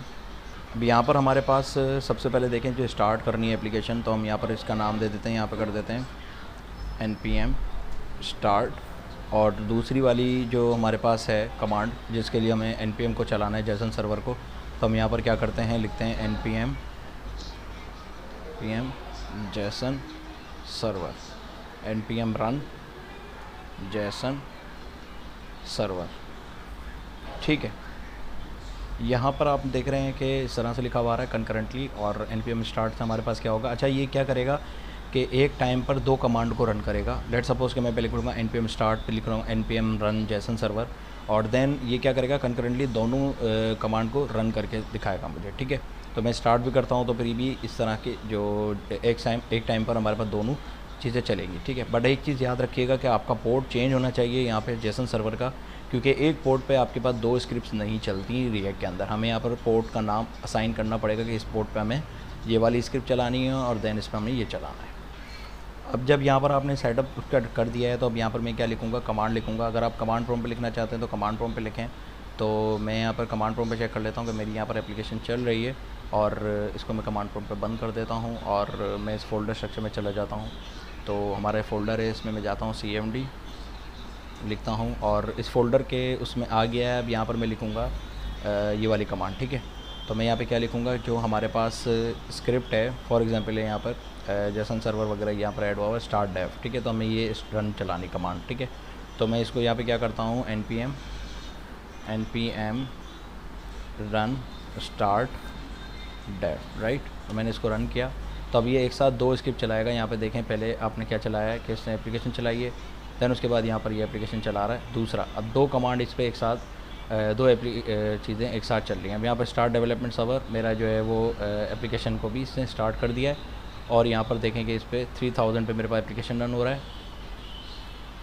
इस पर आप देख सकते हैं कि यहाँ पर मैंने इस एप्लीकेशन को रन किया हुआ है। मैं इसको रन करता हूँ तो देखें ये यहाँ पे चल रहा है, और मैं इस पर 1 करता हूँ 2001, तो यहाँ पर देखें कि मेरे पास जेसन सर्वर भी वो चल रहा है। राइट, तो मैं इसको कर देता हूँ यूज़र्स, तो देखें यहाँ पे मेरे पास यूज़र्स वाला भी चल रहा है, और उसी पे मेरी जो है 3000 पे भी एप्लीकेशन चल रही है। राइट, इसको चला लो। राइट, तो एक साथ हमारे पास दो जो हैं वो कमांड चल रही हैं कंकरेंटली। तो इस पे आपको API इसका रिस्पॉन्स भी मिल जाएगा, और यहाँ पर हमारे पास एप्लीकेशन भी रन हो रही है। यहाँ पर आप देख सकते हैं कि इस तरह से मेरा कमांड प्रॉम्प्ट रन हुआ वो चल रही है एप्लीकेशन। और जैसे फॉर एग्जांपल है कि मुझे यहाँ पर हमारे पास एप्लीकेशन रन हो रही है, और यहाँ पर देखें कि आपके पास API का रिस्पॉन्स भी आ रहा है। राइट, तो अब हम यहाँ पर क्या करते हैं, फॉर एग्जांपल है कि हमें यहाँ पर होम पेज पे कुछ डेटा को शो करवाना है। राइट, तो अब जब हम डेटा को शो करवाना चाहते हैं तो उसके लिए हमें API को हिट करना पड़ेगा। अब API हिट कराने के लिए हमारे पास एक पैकेज होता है जिसको हम इंस्टॉल करने वाले हैं, और उस इंस्टॉल पैकेज को किस तरह से करेंगे, पहले हम कमांड प्रॉम्प्ट से अपनी एप्लीकेशन को बंद कर लेते हैं, Ctrl+C करके Ctrl+Y। राइट, यहाँ पर मैंने इंटर कर दिया, हमारी एप्लीकेशन बंद हो गई है। अब यहाँ पर मैं सबसे पहले कमांड को इंस्टॉल कर लेता हूँ, npm इंस्टॉल। ठीक है, यहाँ पर मैं करता हूँ npm इंस्टॉल, इसका नाम रख लेता हूँ Axios। ठीक है, npm इंस्टॉल Axios कर दिया मैंने। Axios पे क्या होगा कि आपके पास ये जो है ना API का रिस्पॉन्स अगर आपको करना होगा तो आप एप्लीकेशन के अंदर रिस्पॉन्स ऐड कर सकते हैं APIs की इंटीग्रेशन करा के। तो home.js पे चले जाते हैं हम। यहाँ पर हमारे पास होम पेज बना हुआ है, इसके नीचे मुझे डेटा शो कराना है, तो मुझे Axios को इंस्टॉल करना ज़रूरी है। अब यहाँ पर आप देख सकते हैं कि मेरे पास जो है वो इंस्टॉल्ड हो चुका है Axios। अब मैं यहाँ पर क्या करता हूँ, इसको इंपोर्ट करा लेता हूँ। इंपोर्ट कराने के लिए क्या लिखूँगा मैं, इंपोर्ट में करूँगा मैं Axios, और Axios फ्रॉम Axios। ठीक है, अब यहाँ पर हमने ये Axios क्रिएट कर दिया है। अब हमें जो भी डेटा होगा उसको हमने क्या करना होगा, स्टेट के अंदर स्टोर कराना पड़ेगा। तो मैं यहाँ पे कॉमा दे देता हूँ, और कॉमा देने के बाद मैं यहाँ पे इंस्टॉल करता हूँ यूज़ स्टेट। ठीक है, यहाँ पर हमारे पास स्टेट इंस्टॉल हो गई, स्टेट यूज़ हो गई है। राइट, यहाँ पर हम इंस्टॉल करते हैं कांस्टेंट। कांस्टेंट के बाद हम यहाँ पर ऐड करते हैं यूज़र्स, सेट यूज़र्स। ठीक है, सही है, equal to use state bracket देके इसमें एक एरे पास करा लेते हैं, ठीक है। यहाँ पर हमारे पास स्टेट सेट हो गई है। अब हमने यहाँ पे क्या करना है, एक और इंपोर्ट करानी है चीज़, जिसका नाम है हमारे पास यूज़ इफ़ेक्ट, ठीक है। ये यूज़ इफ़ेक्ट क्या करता है कि एक फ़ंक्शन होता है जो कि जैसे आप लोग लाइफ साइकिल हुक पढ़ते थे, component functional component, class component जो होते हैं, क्लास कंपोनेंट जो आपके बनते थे, एक होता है फंक्शनल कंपोनेंट, एक होता है क्लास कंपोनेंट। क्लास कंपोनेंट के अंदर क्या होता है कि हम यहाँ पर यूज़ इफ़ेक्ट्स नहीं यूज़ करते, क्योंकि ये हुक हैं। हुक क्या करते हैं कि आपके पास ये मदद करता है, जैसे फॉर एग्जांपल कि एप्लीकेशन में बहुत सारी चीज़ें जो लूप के थ्रू चल रही होती हैं, तो वो यूज़ इफ़ेक्ट्स को कंट्रोल करता है। और हम यहाँ पर बनाते हैं यूज़ इफ़ेक्ट्स। यूज़ इफ़ेक्ट्स के लिए आपको क्या करना पड़ेगा, यूज़ इफ़ेक्ट के अंदर आपने ब्रैकेट देना है, और ब्रैकेट देने के बाद आपने यहाँ पर सिंपल एक फ़ंक्शन भी बना सकते हैं, बट मैं फ़ंक्शन नहीं बना रहा क्योंकि यहाँ पर आपके पास JSX का फॉर्मेट होता है। तो मैं यहाँ पे क्या कर रहा हूँ कि यूज़ इफ़ेक्ट इस तरह से, ठीक है। और इस पे जो है हमारे पास इस तरह से कर्ली ब्रैकेट हम बनाते हैं, और उसके अंदर मैं यहाँ पर कॉमा देकर जो है वो एक एरे बनाता हूँ। अब आपके माइंड में ये क्वेश्चन आ रहा होगा कि मैंने यहाँ पर जो है वो ये कर्ली ब्रैकेट क्यों दिया है। ये कर्ली ब्रैकेट एक्चुअली बहुत ज़रूरी है, अगर आप इसको हटा देते हो तो ये इनफाइनाइट फॉर्म्स में चलेगा, ठीक है। मैं इसके अंदर कंसोल करा देता हूँ, कंसोल डॉट लॉग, और मैं यहाँ पर दे देता हूँ माय चैनल, ठीक है।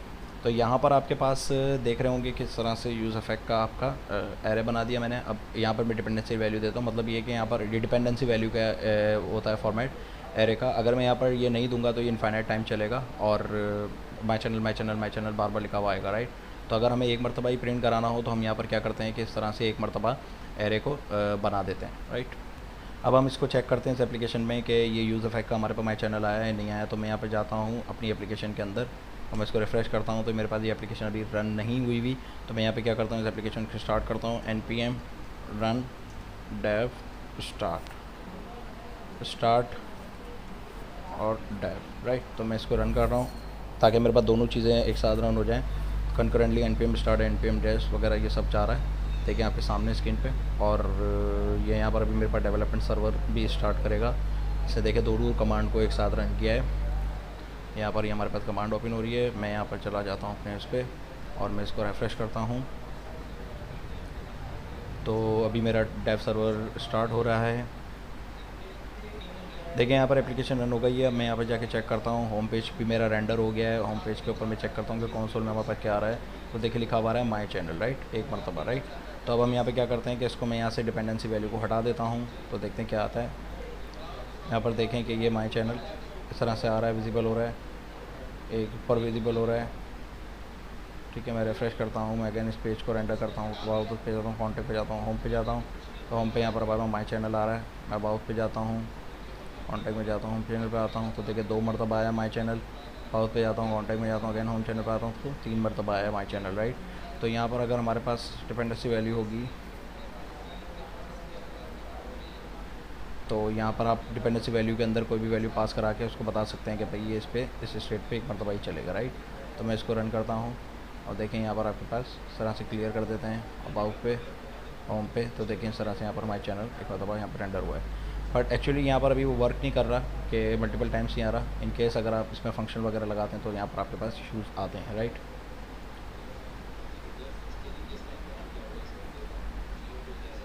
मैं यहाँ पर एक फ़ंक्शन क्रिएट कर लेता हूँ, और उस फंक्शन का नाम मैं दे देता हूँ। यहाँ पर मैं एक फ़ंक्शन क्रिएट कर लेता हूँ कॉन्स्टेंट के अंदर मैं यहाँ पर ऐड करा देता हूँ आपके पास लोड यूज़र्स, उसका नाम ब्रैकेट दे देता हूँ, और यहाँ पर मैं इसको रन करता हूँ। यहाँ पर मैंने फंक्शन बना लिया जिसमें डेटा हमारा यूज़र जो है हमारे लोड होंगे, राइट। उसके अंदर मैं यहाँ पर ऐड करता हूँ कॉन्स्टेंट, और कॉन्स्टेंट में कर देता हूँ रिज़ल्ट के अंदर मैं यहाँ पर कर देता हूँ एक्सियोस, यहाँ पर कर देता हूँ डॉट गेट। अच्छा, गेट क्यों यूज़ कर रहा हूँ? गेट का मतलब होता है डेटा को गेट करना। अगर मैं पोस्ट यूज़ करूँगा तो डेटा को भेजना, मतलब मैं API पे हिट करना चाहता हूँ तो डेटा को तो पोस्ट करेंगे, गेट करने के लिए डेटा को हम गेट करते हैं, राइट। अब हमें फॉर एग्जांपल है कि इसके अंदर हमें URL पास करना है जो कि हमारा API से हिट हो रहा है। यहाँ पर आप देख सकते हैं कि हमारे पास इस तरह से डेटा आ रहा है, और लोकल होस्ट पे हमारे पास ज़्यादा डेटा आ रहा है। मैं क्लिक करके सर्च कर लेता हूँ, डेटा सही आ रहा है हमारे पास। इसको भी मैं चला लेता हूँ तो हमारे पास दोनों चीज़ें सही वर्क कर रही हैं। अब मैं यहाँ से इसको कॉपी कर लेता हूँ, Ctrl+C, और मैं अपने पास जाके इसमें URL पेस्ट कर देता हूँ Ctrl+V, ठीक है। तो हमारे पास यहाँ पर ये API हिट होगी, से डेटा को वो गेट करेगा। अब अक्सर हमारे पास इस फंक्शन के अंदर क्या होता है कि जैसे ही अगर आप इसकी API को हिट करते हो तो होता क्या है प्रॉब्लम कि वो प्रॉमिस का एरर देता है, राइट। और आपकी एप्लीकेशन में काफ़ी लैकिंग आती है, इश्यूज़ आते हैं। तो प्रॉमिस और ये सारी चीज़ें जो हैं, कॉल बैक फंक्शंस वगैरह, ये सारे जावास्क्रिप्ट के अंदर बहुत सारी चीज़ें हैं। तो हम यहाँ पर क्या करते हैं कि इसके लिए यूज़ करते हैं असिंक, और यहाँ पर हम यहाँ लगा देते हैं अवेट। तो ये अवेट और असिंक क्या करते हैं कि अगर आपने अवेट नहीं लगाया, असिंक नहीं लगाया और आप अवेट लगाओगे तो ये एरर देगा। आपको असिंक लगाना ज़रूरी होता है। असिंक क्या करता है कि सिंक्रोनाइज फंक्शन बना देता है, जिसमें आपको क्या करेगा कि वेट करेगा जब तक आपकी एक रिक्वेस्ट कंप्लीट नहीं हो जाती, तब तक कोई दूसरी रिक्वेस्ट इसके अंदर इंटरप्शन नहीं करेगी, राइट। अब यहाँ पर हम चेक कर लेते हैं कि भाई हमारे पास जो डेटा जा रहा है उसका डेटा क्या आ रहा है। कॉन्स्टेंट console.log result, ठीक है। ये हमारे पास इस तरह से रिज़ल्ट आ रहा है, ठीक है। अब हमने ये फंक्शन तो बना लिया है, इसके अंदर ये हमने ASD लिख दिया ताकि हमें पता चल जाए कि इस पे रिज़ल्ट ये आ रहा है, राइट। तो हम यहाँ पे लोड यूज़र को कॉल करा लेते हैं। लोड यूज़र को मैंने कॉपी किया और माई चैनल की जगह पे मैं यहाँ पे क्या करता हूँ, Ctrl+V कर देता हूँ, और यहाँ पर मैं नीचे यहाँ पर हम क्या करते हैं, इसको पेस्ट कर देते हैं। इसके ऊपर हमारे पास रिज़ल्ट विजिबल हो जाएगा। तो यहाँ पे देखें कि मैंने इसको रेफ़्रेश किया है, और रेफ़्रेश करने के बाद मैं यहाँ पे लिख देता हूँ ASD। तो देखिए यहाँ पर हमारे पास डेटा सेट आ रहा है यूज़र्स का, ठीक है। यहाँ पे डेटा गेट होकर आ रहा है हमारे पास सारा, जिसमें हमारे पास सारा डेटा पड़ा हुआ है, एड्रेस वगैरह, यूज़र्स का नाम, यूज़र नेम, ब्रैड वगैरह सारी चीज़ें यहाँ पर रिस्पॉन्स में आ रही हैं APIs के अंदर। अब हमें ये चेक करना है कि APIs कौन सी हिट हुई है, तो हम नेटवर्क में जाके भी चेक कर सकते हैं। और यहाँ पर आप इसको कर दें और यहाँ पर आप इसको रिफ़्रेश करें URL को, तो ये बताएगा कि आपके पास किसके थ्रू डेटा है। ये देखें यूज़र्स के नाम से यहाँ पर API हिट हो रही है। इस पर मैं क्लिक करता हूँ तो देखें यहाँ पर रिस्पॉन्स जा रहा है, गेट ओके 200 का रिस्पॉन्स आ रहा है, और यहाँ पर ये हमारे पास API हिट हुई है और इसके अंदर ये चीज़ें पास हुई हैं, राइट। ठीक है, तो हमारा यहाँ पर रिस्पॉन्स में कंसोल में डेटा आ रहा है। अब हमें इसको सेट करवाना है डेटा को कि इसमें स्टेट में। तो हम जाते हैं एप्लीकेशन के अंदर, और एप्लीकेशन में जाने के बाद हम यहाँ पे क्या करते हैं कि जो रिज़ल्ट है हमारे पास, इसको मैं यहाँ पे कॉपी हटा देता हूँ और यहाँ पे लिख देता हूँ सेट यूज़र्स। इसके अंदर मैं करा देता हूँ ब्रैकेट में, यहाँ पर मैं ऐड करा देता हूँ आपका रिज़ल्ट डॉट। यहाँ पर आपने देखा था एप्लीकेशन के अंदर जो डेटा आ रहा था उसके अंदर आपने देखा होगा ये ऑब्जेक्ट बना हुआ है, डेटा के अंदर ये डेटा पड़ा हुआ है, ठीक है। रिज़ल्ट में ये डेटा पड़ा हुआ है, तो मैं इस डेटा को ऐड कर देता हूँ डेटा, ठीक है। यहाँ पर हमारे पास डेटा इसके अंदर यूज़र्स के अंदर सेट हो गया है। अब हमने डेटा को यहाँ पे कॉल कराना है, राइट। तो अब हम यहाँ पे क्या करेंगे, होम पेज के नीचे पहले टेबल को ऐड कर लेते हैं। तो टेबल ऐड करने के लिए मैं क्या करूँगा कि मैं बूटस्ट्रैप के पास जाता हूँ और यहाँ पे मैं लिख देता हूँ बूटस्ट्रैप कैट बूटस्ट्रैप, और बूटस्ट्रैप के फाइल पे जाके मैं जो है ना यहाँ पे सर्च कर लेता हूँ Ctrl+F टेबल्स के नाम से। यहाँ पर अगर आपके पास नज़र आ रहा होगा, और ये आ रहा है आपके पास कंटेंट, ये आ रहे टेबल्स आपके पास, ठीक है। तो मैं टेबल्स पे क्लिक करता हूँ और यहाँ पे मुझे कोई भी अच्छा सा टेबल मिलता है तो मैं उसको कॉपी कर लेता हूँ। और देखें यहाँ पे डार्क आ रहा है टेबल डार्क, ठीक है। तो मैं यहाँ पे टेबल डार्क को नहीं कॉपी कर रहा, मुझे जो रो टेबल डार्क वगैरह चाहिए तो मैं वो कॉपी करूँगा। मैं यहाँ से कॉपी कर लेता हूँ और Ctrl+C कर लेते हैं, और हम अपनी एप्लीकेशन में चले जाते हैं। और एप्लीकेशन में जाने के बाद यहाँ पर मैं इसको पेस्ट कर देता हूँ, ठीक है। तो मैं इसको फॉर्मेट भी कर देता हूँ। तो फॉर्मेट करने के बाद यहाँ पर हमारे पास टेबल आ चुका है, और टेबल के अंदर मैं यहाँ पर दे देता हूँ TBL, और यहाँ पे जो कॉलम है हमारे पास टेबल ऑफ रो, ये पहली वाली रो को मैं यहाँ पर दे देता हूँ क्लास नेम, और यहाँ पे कर देते हैं BG डार्क, ठीक है। हम यहाँ पे भी चेक कर लेते हैं कि क्या हमारा टेबल इस तरह का विजिबल हो रहा है होम पे। तो देखिए यहाँ पे होम पे विजिबल हो रहा है, बट इसके अंदर जो कलर है टेक्स्ट का, वो टेक्स्ट हमारा कलर वाइट नहीं है। तो मैं कहता हूँ टेक्स्ट वाइट, राइट। तो ये बूटस्ट्रैप की क्लासेस हैं, और आप यहाँ देखिए टेक्स्ट भी वाइट हो गया है और इस तरह से हमारे पास टेबल भी आ गया है, राइट। अब हमने क्या करना है कि इस टेबल के ऊपर हमें डेटा को शो करवाना है। तो हमें यहाँ पर हमारे पास जो डेटा आ रहा था कंसोल के अंदर, उसको हमने यहाँ पर ऐड करना है। तो यहाँ पर हमारे पास फर्स्ट नेम है, लास्ट नेम है और हैंडल वगैरह है। तो हम यहाँ पर क्या करते हैं, पहले तो ये वाली रोज़ हमें जो है ना नहीं चाहिए, हम इसको रिमूव कर देते हैं और यहाँ पर हम इसको हटा देते हैं। तो हमने यहाँ पे इसको हटा देना है, ठीक है। इसको हम रिमूव कर देते हैं और यहाँ पर हमारे पास टेबल 3 आ रही है, तो ये हमारे पास डेटा आ रहा है, इसको मैं कॉपी करके हटा देता हूँ, राइट। ठीक है, अब यहाँ पर हमारे पास जो भी डेटा आ रहा होगा वो हम इसके अंदर एंटर करवाएंगे, राइट। तो यहाँ पर करते हैं नेम, यहाँ पर हमारे पास कर देते हैं हम नेम, यहाँ पर कर देते हैं यूज़र नेम और यहाँ पर हम कर देते हैं ईमेल्स। ठीक है, सही है भाई। तो यहाँ पर हमने डेटा को रेंडर करवाना होगा, दैट्स इट। डेटा रेंडर कराने का तरीका ये होता है कि आपने सिंपल जो फॉर्मेट कर लेते हैं, सही है। अब मैं इसको एंटर कर लेता हूँ, एंटर करने के बाद यहाँ पर मैं डेटा को रेंडर करवाऊँगा। ठीक है, अब यहाँ पर हम कोडिंग करने वाले हैं, तो यहाँ पे मैंने इस तरह से ब्रैकेट ऐड किए हैं और इसको मैं यहाँ पे कर देता हूँ, एक और ऐड कर लेते हैं, इसका नाम रखते हैं एक्शन। ठीक है, यहाँ पर मैं जो भी मैंने ऊपर डेटा को सेट करवाया था वो मैंने करवाया था किसमें, सेट यूज़र्स में। तो सेट यूज़र्स होता है, एक होता है यूज़र्स। तो मैं यूज़र्स को कॉपी कर लेता हूँ और इस ब्रैकेट में आने के बाद मैं यहाँ पर ऐड कराता हूँ यूज़र्स। यूज़र्स के बाद मैं कर दूँगा यहाँ पे डॉट मैप। मैप एक फंक्शन है जिस पर डेटा को रेंडर करता है, आपके जेसन के डेटा को। और यहाँ पर मैं इसके अंदर अगर ब्रैकेट दे देता हूँ, ब्रैकेट में क्यों दे रहा हूँ मैं इसका रीज़न बताऊँगा आपको। यहाँ पे ब्रैकेट दिया, अगेन यहाँ पे मैं एक ब्रैकेट देता हूँ क्योंकि मुझे डायरेक्टली डॉम का कोड करना है, HTML का कोड करना है। मैं यहाँ पर रिटर्न करने के बाद जो है ना HTML का एलिमेंट करना चाहूँ तो मुझे यहाँ पर कर्ली ब्रेसेस देने पड़ेंगे, राइट। तो मैं वो नहीं दे रहा, मैं आपको बता देता हूँ। यहाँ पर मैं लिख देता हूँ यूज़र्स के बाद मैं लिख देता हूँ डेटा, यहाँ पर कर देता हूँ यूज़र कॉमा इंडेक्स, राइट। तो इंडेक्स क्या करेगा, आपकी रोज़ काउंट करेगा और यूज़र्स आपका इसमें सारा डेटा आएगा, राइट। अब यहाँ पर मुझे क्या करना पड़ेगा, एक टेबल क्रिएट करना पड़ेगा, TR table of raw create की मैंने। टेबल ऑफ रॉ के अंदर मैं क्रिएट करता हूँ TH का मतलब हुआ कि टेबल ऑफ हेडिंग। उसके बाद मुझे यहाँ पर चाहिए TD, ठीक है, TD चाहिए। अब TH के अंदर हमारे पास जो है वो डेटा आएगा, इसका यहाँ पर मैं स्कोप असाइन कर देता हूँ। अब यहाँ पर हमारे पास इसको ऐड करने के लिए मैं करता हूँ स्कोप पे रो, ये मेरे पास रो है, रो को स्पेसिफाई करने के लिए मैं यहाँ पे ऐड करता हूँ इंडेक्स यहाँ पे +1। ठीक है, यहाँ पर हमारे पास इंडेक्सेस कॉल होते जाएंगे सारे। अब हमें फॉर एग्जांपल है, अब यहाँ पर हमारे पास डेटा को रेंडर करवाना, तो मैं यहाँ पे क्लिक करता हूँ यूज़र डॉट नेम, ठीक है। इसके बाद मैं करता हूँ Ctrl+Shift+T, मैं करता हूँ यूज़र डॉट यूज़र नेम और इसके बाद again user dot email, right. Email का ई जो होगा हमारे पास कैपिटल नहीं होगा, स्मॉल में होगा, ठीक है। अब मैं आपको समझाता हूँ इसके अंदर मैंने क्या किया है। यहाँ पर यूज़र्स जो है हमारे पास स्टेट है, मैप हमारे पास फंक्शन है जिसमें डेटा हमारा रेंडर होगा, यूज़र्स हमारा एक पैरामीटर है, इंडेक्स भी हमारा एक पैरामीटर है। हमने ये फंक्शन एक क्रिएट किया है जो कि एक हमारे पास एरो फंक्शन है, उसके अंदर मैंने अंदर पैरामीटर का मतलब ये होता है कि उसके अंदर मैंने एक वेरिएबल सेट कर दिए हैं, दो, एक यूज़र का और एक इंडेक्स का। वो वेरिएबल्स हैं जिसके अंदर डेटा आपका ऑलरेडी मौजूद होगा। यूज़र्स के अंदर आपका एक एरे फॉर्मेट जेसन का डेटा मौजूद होगा और इंडेक्स के अंदर मतलब है कि आपकी 0 से लेकर 1 तक वैल्यू स्टार्ट होगी। तो मैंने टेबल ऑफ हेडिंग के अंदर जो है यहाँ पर इंडेक्स +1 कर दिया है और वो 1 2 3 4 5 6 7 8 रन होगा।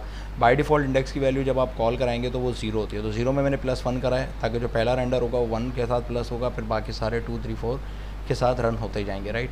और यहाँ पर आपके पास देखें कि यूज़र डॉट नेम है, यूज़र डॉट ईमेल है और यूज़र ये नेम है और यूज़र डॉट ईमेल है। अब हम देखते हैं कि इसके अंदर ये डेटा कहाँ से हमारे पास आ रहा है। यहाँ पर db.json के अंदर आप देख सकते हैं कि नेम है, यूज़र नेम है और हमारे पास ईमेल है, तो ये हमारे पास यहाँ से डेटा उठ के आएगा, ठीक है। यहाँ पर आपके पास टोटल जो डेटा अवेलेबल है जेसन का, वो टोटल आपके पास 10 यूज़र्स का डेटा अवेलेबल है। तो मैं यहाँ पे आपको बता देता हूँ कि आप इसको काउंट कर सकते हैं, 10 यूज़र्स का डेटा अवेलेबल है। तो हम इसको चेक करते हैं कि ये हमारी एप्लीकेशन में रेंडर हुआ है या नहीं हुआ। home.js पे जाके मैं आपको बता दूँ, ठीक है, हमारे सारी स्पेलिंग सही हैं। अब हम यहाँ पर चेक करते हैं, तो देखें यहाँ पर आपके पास डेटा आ गया है सारा। यहाँ पर एक्शंस हैं, यहाँ पर आपके पास ये इवेंट मोबाइल वगैरह ये सारी चीज़ें अवेलेबल हैं, राइट। तो आपके पास 10 यूज़र्स का डेटा आपकी स्क्रीन पे विजिबल है, ठीक है, जो भी हमारे पास वहाँ पे जेसन के अंदर पड़ा हुआ है। अब यहाँ पर हमारे पास एक्शन सेट करने हैं जो कि क्रूड ऑपरेशन के लिए हमने बताया था आपको, व्यू करना, डिलीट करना और एडिट करना, राइट। तो हमारे पास एक तरीका ये होता है कि इसके अंदर हम जो है ना एक और TD जो है हम ये ऐड कर लेते हैं। यहाँ पर हमारे पास TD ऐड कर लेते हैं। TD के अंदर मैं जो है यहाँ पर इस TD के अंदर मैं यहाँ पर लिंक ऐड कर लेता हूँ फ़िलहाल के लिए, क्योंकि आप अगर आइकन ऐड करना चाहते हो तो उसके लिए आपको फ़ॉन्ट ऑसम की लाइब्रेरी ऐड करनी पड़ेगी। तो फ़ॉन्ट ऑसम की लाइब्रेरी ऐड करने के लिए आप क्या करेंगे, यहाँ पर आप जाएँ, यहाँ पे लिखें फ़ॉन्ट ऑसम आइकन्स, राइट।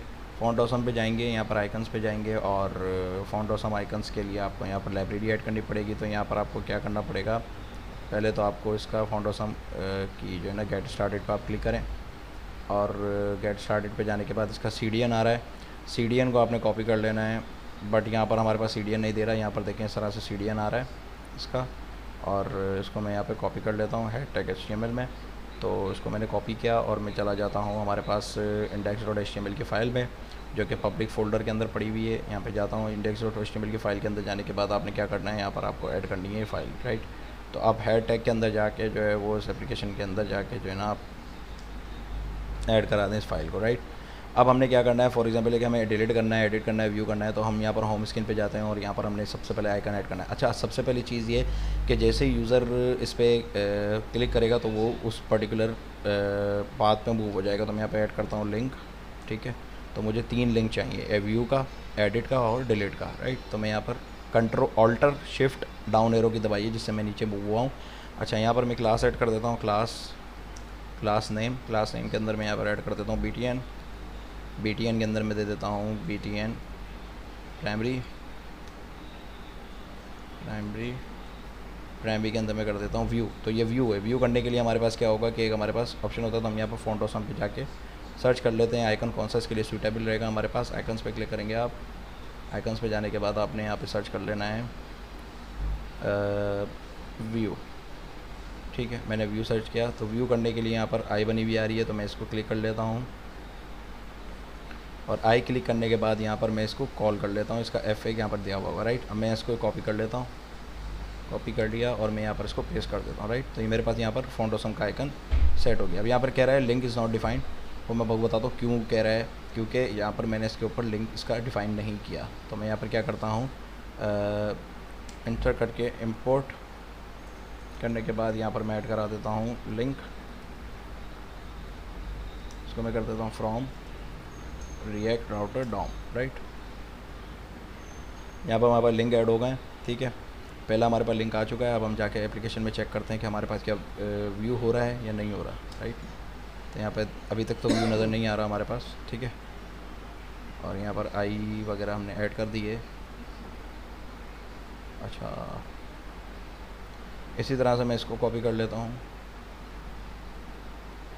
सी यहाँ पर आके पेस्ट कर देता हूँ, Ctrl+C, इसको मैं करता हूँ BTN आउटलाइन, ठीक है। और यहाँ पर हम ऐड कर देते हैं BTN डेंजर, राइट, ठीक है। यहाँ पर हमारे पास एडिट हो जाएगा,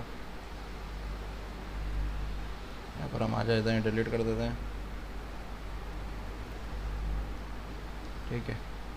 तो यहाँ पे देखिए एडिट और आइकन हमारे पास नहीं आ रहा, अभी तक विजिबल नहीं हुआ, और डिलीट का ऑप्शन आ रहा है, एडिट का आ रहा है, और यहाँ पर आइकन नज़र नहीं आ रहा। आइकन नज़र क्यों नहीं आ रहा, मैं ज़रा चेक कर लेता हूँ यहाँ पे। ओके, आई थिंक सो हमारी जो है वो इंडेक्स में जो हमने CSS ऐड किया फ़ॉन्ट ऑसम की, उसका थोड़ा सा इशू आ रहा है। CDN में हमारे पास फ़ॉन्ट ऑसम ऐड किया मैंने,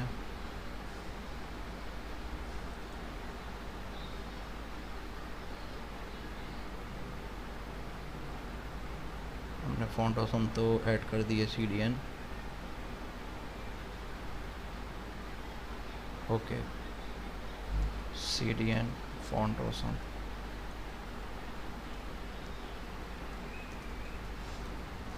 एक्चुअली इसके पाथ में कुछ इशू है, ये वाला URL हमें चाहिए होगा, राइट। हम जाके इस वाले पाथ में ये वाला हटा के इसको हम पेस्ट कर देते हैं, और अब हम ज़रा अपनी एप्लीकेशन में जाके चेक करते हैं। तो हमारे पास आई देखें यहाँ पे नज़र आ रही है, राइट। तो हमारे URL का इशू था। अब हम यहाँ पर जाके एडिट को भी सेट कर देते हैं। फ़ॉन्ट ऑसम में जाके हमारे पास जो है फ़ॉन्ट ऑसम एडिट के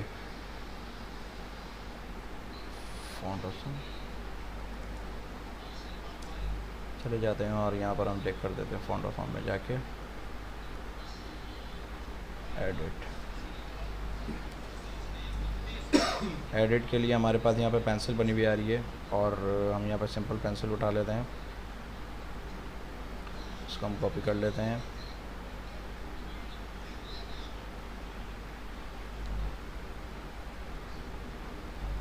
और यहाँ पर हम इसको पेस्ट कर देते हैं।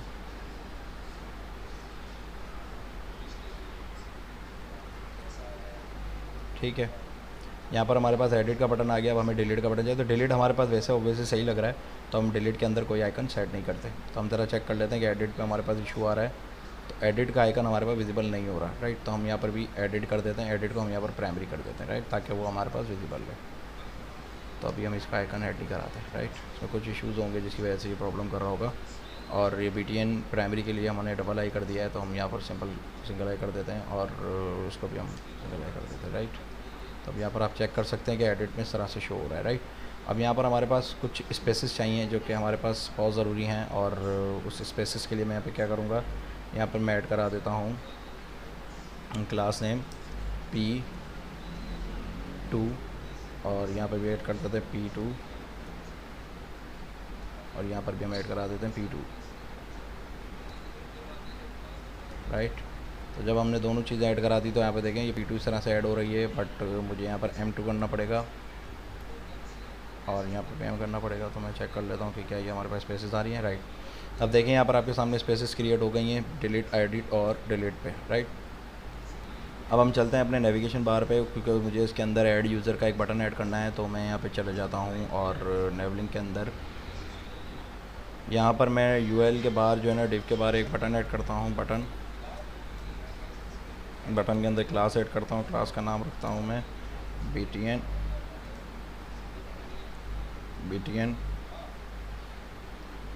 आउटलाइन। यहाँ पर मैं कर देता हूँ लाइट, ठीक हो गया। यहाँ पे नाम रख देते हैं हम ऐड यूज़र्स, सही है, ऐड यूज़र्स। तो यहाँ पर देखें आपके सामने ऐड यूज़र्स आ रहा है, बट इसका प्रॉब्लम ये हो रहा है कि वो इस तरह से बिल्कुल कॉन्ट्रैक्ट होके आ रहा है। W150 चेक कर लेते हैं, हमारे पास इस तरह से यूज़र आ रहा है, राइट। तो हम इसको कर देते हैं 25। तो देखें इस तरह से हमारे पास ऐड यूज़र का बटन नज़र आ रहा है आपके पास स्क्रीन पे। अब हमने यहाँ पर ऐड यूज़र तो क्रिएट कर दिया। अब हमने यहाँ पे क्या करना है कि इसका एक एक फ़ाइल क्रिएट कर लेते हैं, एक कंपोनेंट क्रिएट कर लेते हैं, सॉरी, जिसके नाम से हमने जो है ना यूज़र को ऐड करना हो। अब हम पेजेस के अंदर तो इसको ऐड नहीं करेंगे, हम यहाँ पे क्या करते हैं, लेआउट में जाके जो है वो एक फ़ाइल क्रिएट करते हैं जिसका नाम है कंपोनेंट को राइट क्लिक करके मैं एक न्यू फोल्डर क्रिएट करता हूँ जिसका नाम रखता हूँ मैं यूज़र्स, ठीक है। यूज़र्स के अंदर मैं एक फ़ाइल क्रिएट करता हूँ जिसका नाम मैं रखता हूँ ऐड यूज़र, ठीक है, .js, राइट। अब हम यहाँ पर क्या करते हैं, इंपोर्ट कराते हैं अपने पास रिएक्ट की एप्लीकेशन को, रिएक्ट, और यहाँ पे कर देते हैं फ्रॉम, डबल कोटेशन में डाल देते हैं रिएक्ट, ठीक है भाई। यहाँ पर मैं एक कांस्टेंट के बाद में कर देता हूँ ऐड यूज़र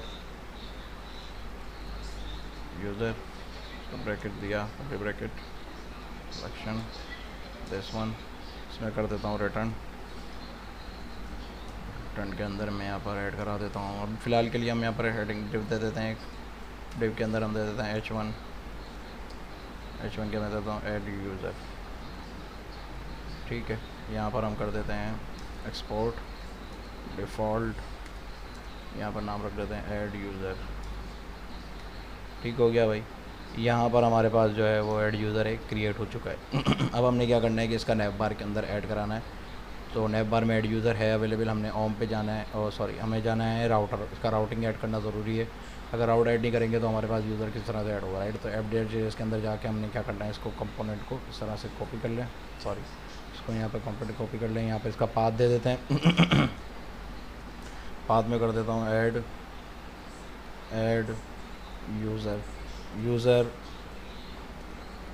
ऐड, ठीक है। यहाँ पर कंपोनेंट का नाम रख देता हूँ मैं ऐड यूज़र, और यूज़र के नाम से मैं यहाँ पे कंपोनेंट क्रिएट करना है। तो मुझे यहाँ पे सॉरी मैं ऊपर चला जाता हूँ और यहाँ पर इसको कंट्रोल शिफ्ट आई कर देते हैं और यहाँ पर नाम रख देता हूँ मैं ऐड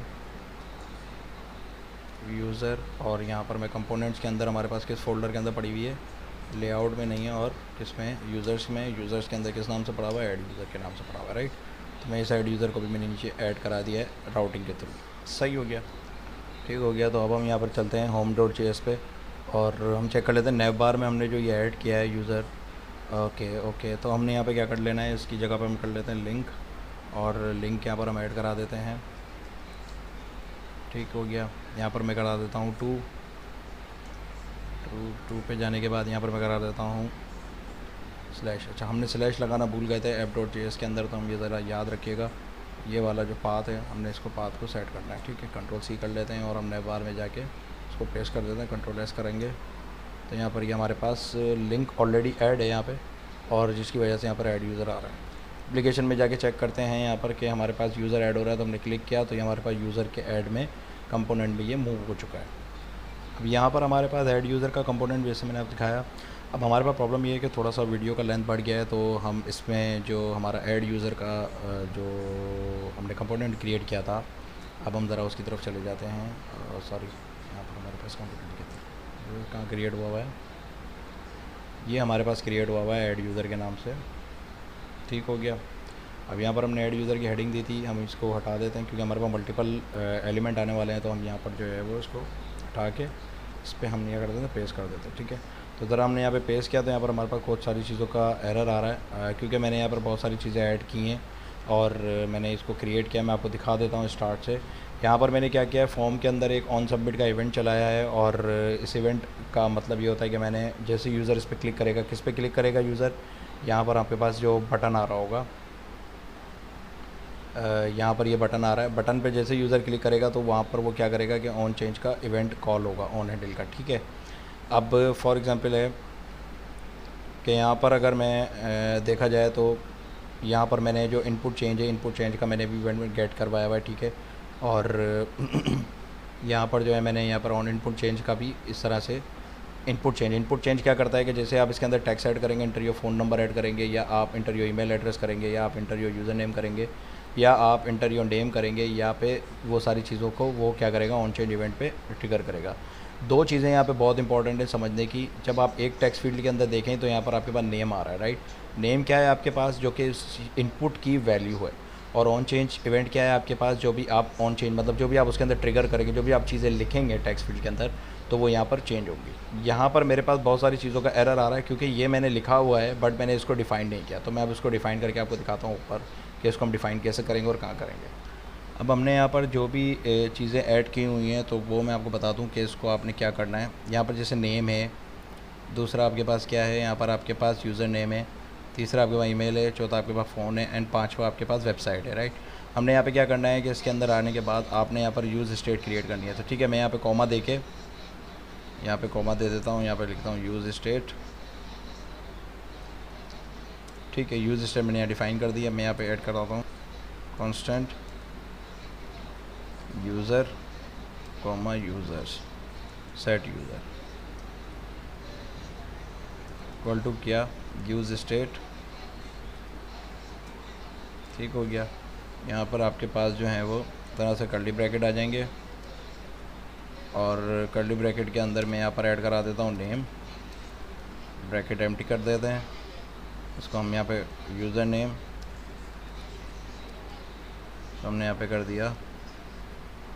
यूज़र नेम के बाद हम यहाँ पर कर देते हैं नेम, यूज़र नेम, बाद हम कर देते हैं ईमेल।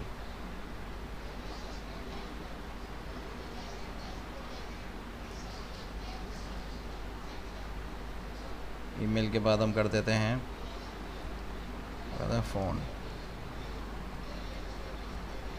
फ़ोन के बाद हम कर साइट। तो ये हमारे पास सारी वैल्यूज़ हैं जो कि यूज़र के सेट वैल्यूज़ हैं। अब हमारे पास एक प्रॉब्लम ये है कि यहाँ पर आ रहा है ऑन इनपुट चेंज, ठीक है। तो मैं इसको कॉपी कर लेता हूँ, यहाँ पे इस फंक्शन को क्रिएट कर लेते हैं, इवेंट को कांस्टेंट कंट्रोल वी पेस्ट, यहाँ पे कर देते हैं इक्वल ई, ठीक हो गया। ये JSX फॉर्मेट है। यहाँ पे मैं करता हूँ कंसोल डॉट लॉग, यहाँ पर मैं आपको बता देता हूँ E dot target dot value. ठीक हो गया। अब यहाँ पर हमने डिस्ट्रक्टर यूज़ करना है। यहाँ पे मैं करता हूँ कांस्टेंट इक्वल टू दिस, यहाँ पर कर लेता हूँ नेम ओमा user name comma email comma phone comma website. ठीक हो गया। इसको हम सेट करवा देते हैं यूज़र में। ठीक हो गया। अब हमने यहाँ पर जो भी वैल्यू लिखते हैं तो वो कंसोल के अंदर हमारे पास विजिबल होती है, बट यहाँ पर हमारे पास ऑन सबमिट और यूज़र नेम का भी एरर आ रहा है। यूज़र नेम के अंदर हमें आर लगाना था। ठीक है, यूज़र नेम हमारे पास ऑलरेडी आ गया। अब हमारे पास ऑन सबमिट का इवेंट आ रहा है क्योंकि हमने ऑन सबमिट का फंक्शन अभी यहाँ पर डिक्लेयर नहीं किया, राइट। तो अभी हमारे पास जो सबसे इंपॉर्टेंट चीज़ ये है कि हमने यहाँ पर यूज़र को सेट कराना है। तो मैं यहाँ पे करता हूँ सेट यूज़र। ठीक हो गया। यूज़र पे ब्रैकेट लगाने के बाद मैं यहाँ सबका ब्रैकेट देता हूँ ताकि मेरे पास यूज़र यहाँ पे सेट हो जाए। अब ये सेट यूज़र कहाँ से उठाना है मुझे, ये मैं ये वाला उठा रहा हूँ। ठीक है, ये वाला सेट यूज़र उठा रहा हूँ, राइट। तो यहाँ पर आ जाते हैं हम सेट यूज़र पे। उसके बाद यहाँ पर मैं कर देता हूँ dot dot dot dot dot user. ठीक हो गया। एक और डॉट लगा देता हूँ। उसको मैंने यहाँ पर डिस्ट्रक्टर बना दिया। यहाँ पर मैं इसको ऐड कराता हूँ E dot target dot name gate करेगा और इसको मैं ऐड करा देता हूँ, साइन करा देता हूँ E dot target dot value से। ठीक हो गया। अब यहाँ पर मैं आपको चीज़ समझाना चाहता हूँ कि ई डॉट टारगेट वैल्यू क्या करेगा कि जो भी आप यहाँ पर डेटा इसमें इनपुट चेंज करेंगे तो यहाँ पर देखें कि नेम ऐड हो रहा है तो पहले तो ये होगा कि आप एक नेम के अंदर जो चेंज करेंगे तो वो सिर्फ नेम के अंदर ही चेंज होगा। तो हमें इसमें अलग अलग अप्लाई करना पड़ता है E dot target dot name, E dot target dot user name, E dot target dot email. तो अलग अलग की वजह से मैंने क्या किया कि यहाँ पर E dot target dot name से वैल्यू जो गेट करेगा पहली वाली में, उसके अकॉर्डिंग जो है वो यूज़र्स में भी जो वैल्यू चेंज होंगी उसकी भी वैल्यूज़ को वो गेट करता रहेगा। यहाँ पर मैंने इसको ट्रिपल डॉट के साथ असाइन करा दिया। उसके बाद हम क्रिएट करते हैं एक फंक्शन जिसका नाम है हमारे पास कांस्टेंट ऑन सबमिट। ठीक हो गया। और उसको मैं असाइन करता हूँ यहाँ पे ब्रैकेट दे देते हैं हम। ठीक हो गया। ब्रैकेट हटा देते हैं हम, यहाँ पर उसको मशीन फंक्शन बना देते हैं ताकि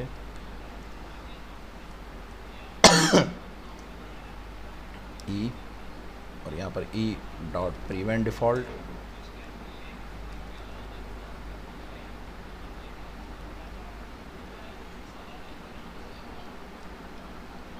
ई डॉट प्रिवेंट डिफ़ॉल्ट कर दिया।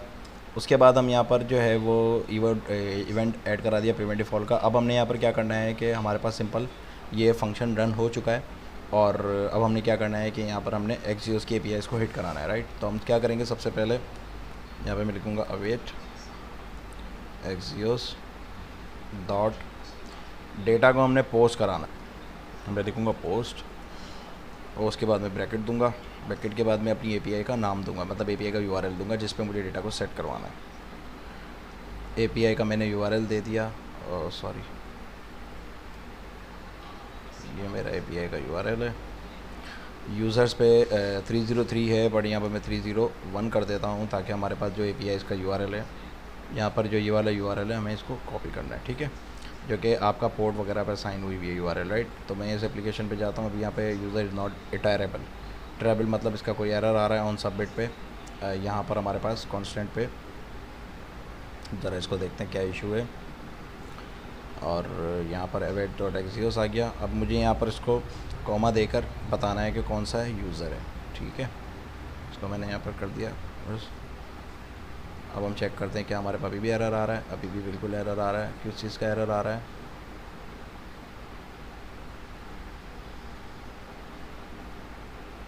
यहाँ पर हमारे पास यूज़र इज नॉट रिटर्नेबल इसलिए फंक्शन का एरर आ रहा है क्योंकि हमने यहाँ पर एरे बना दिया है। इसको एरे नहीं बनाना है, इसको हमने इसको इस फॉर्म में रखना है। ठीक हो गया। अब चेक करते हैं हमारे पास क्या एरर, अब नहीं आ रहा है एरर, राइट। हमारी एप्लीकेशन बिल्कुल सही तरह से रन हो रही है। अब हमने यहाँ पर क्या करना है कि यूज़र हमने ऐड कर दिया है। अब जैसे यूज़र की API हिट होगी और उसके बाद क्या होगा, history dot push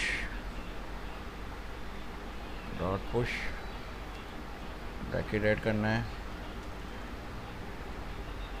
push history dot push क्या करता है कि आप जब भी कोई API ऐड करा देते हैं दैन उसके बाद यूज़र कहाँ जाएगा, ऑन सबमिट करने के बाद वो चला जाएगा होम पेज पे। ठीक है, तो जैसे होम पेज पे जाएगा, fail to compile unexpected use of history. यहाँ पर हमारे पास दो चीज़ों का प्रॉब्लम है। एक तो हमने एक्सियोस यूज़ की है और एक्सियोस का हमने ऐड नहीं कराई, ऐड हो गई ऑटोमेटिकली। हिस्ट्री यूज़ करने के लिए क्या करते हैं, इंपोर्ट कराने के बाद हम यहाँ पर करेंगे ब्रैकेट, यहाँ पर करेंगे यूज़ हिस्ट्री के बाद हम यहाँ पर ये एक राउटर डाउन कर देते हैं। ठीक हो गया। उसके बाद यहाँ पर हमने ऐड यूज़र में जाके ऐड करनी है let history equal to use history.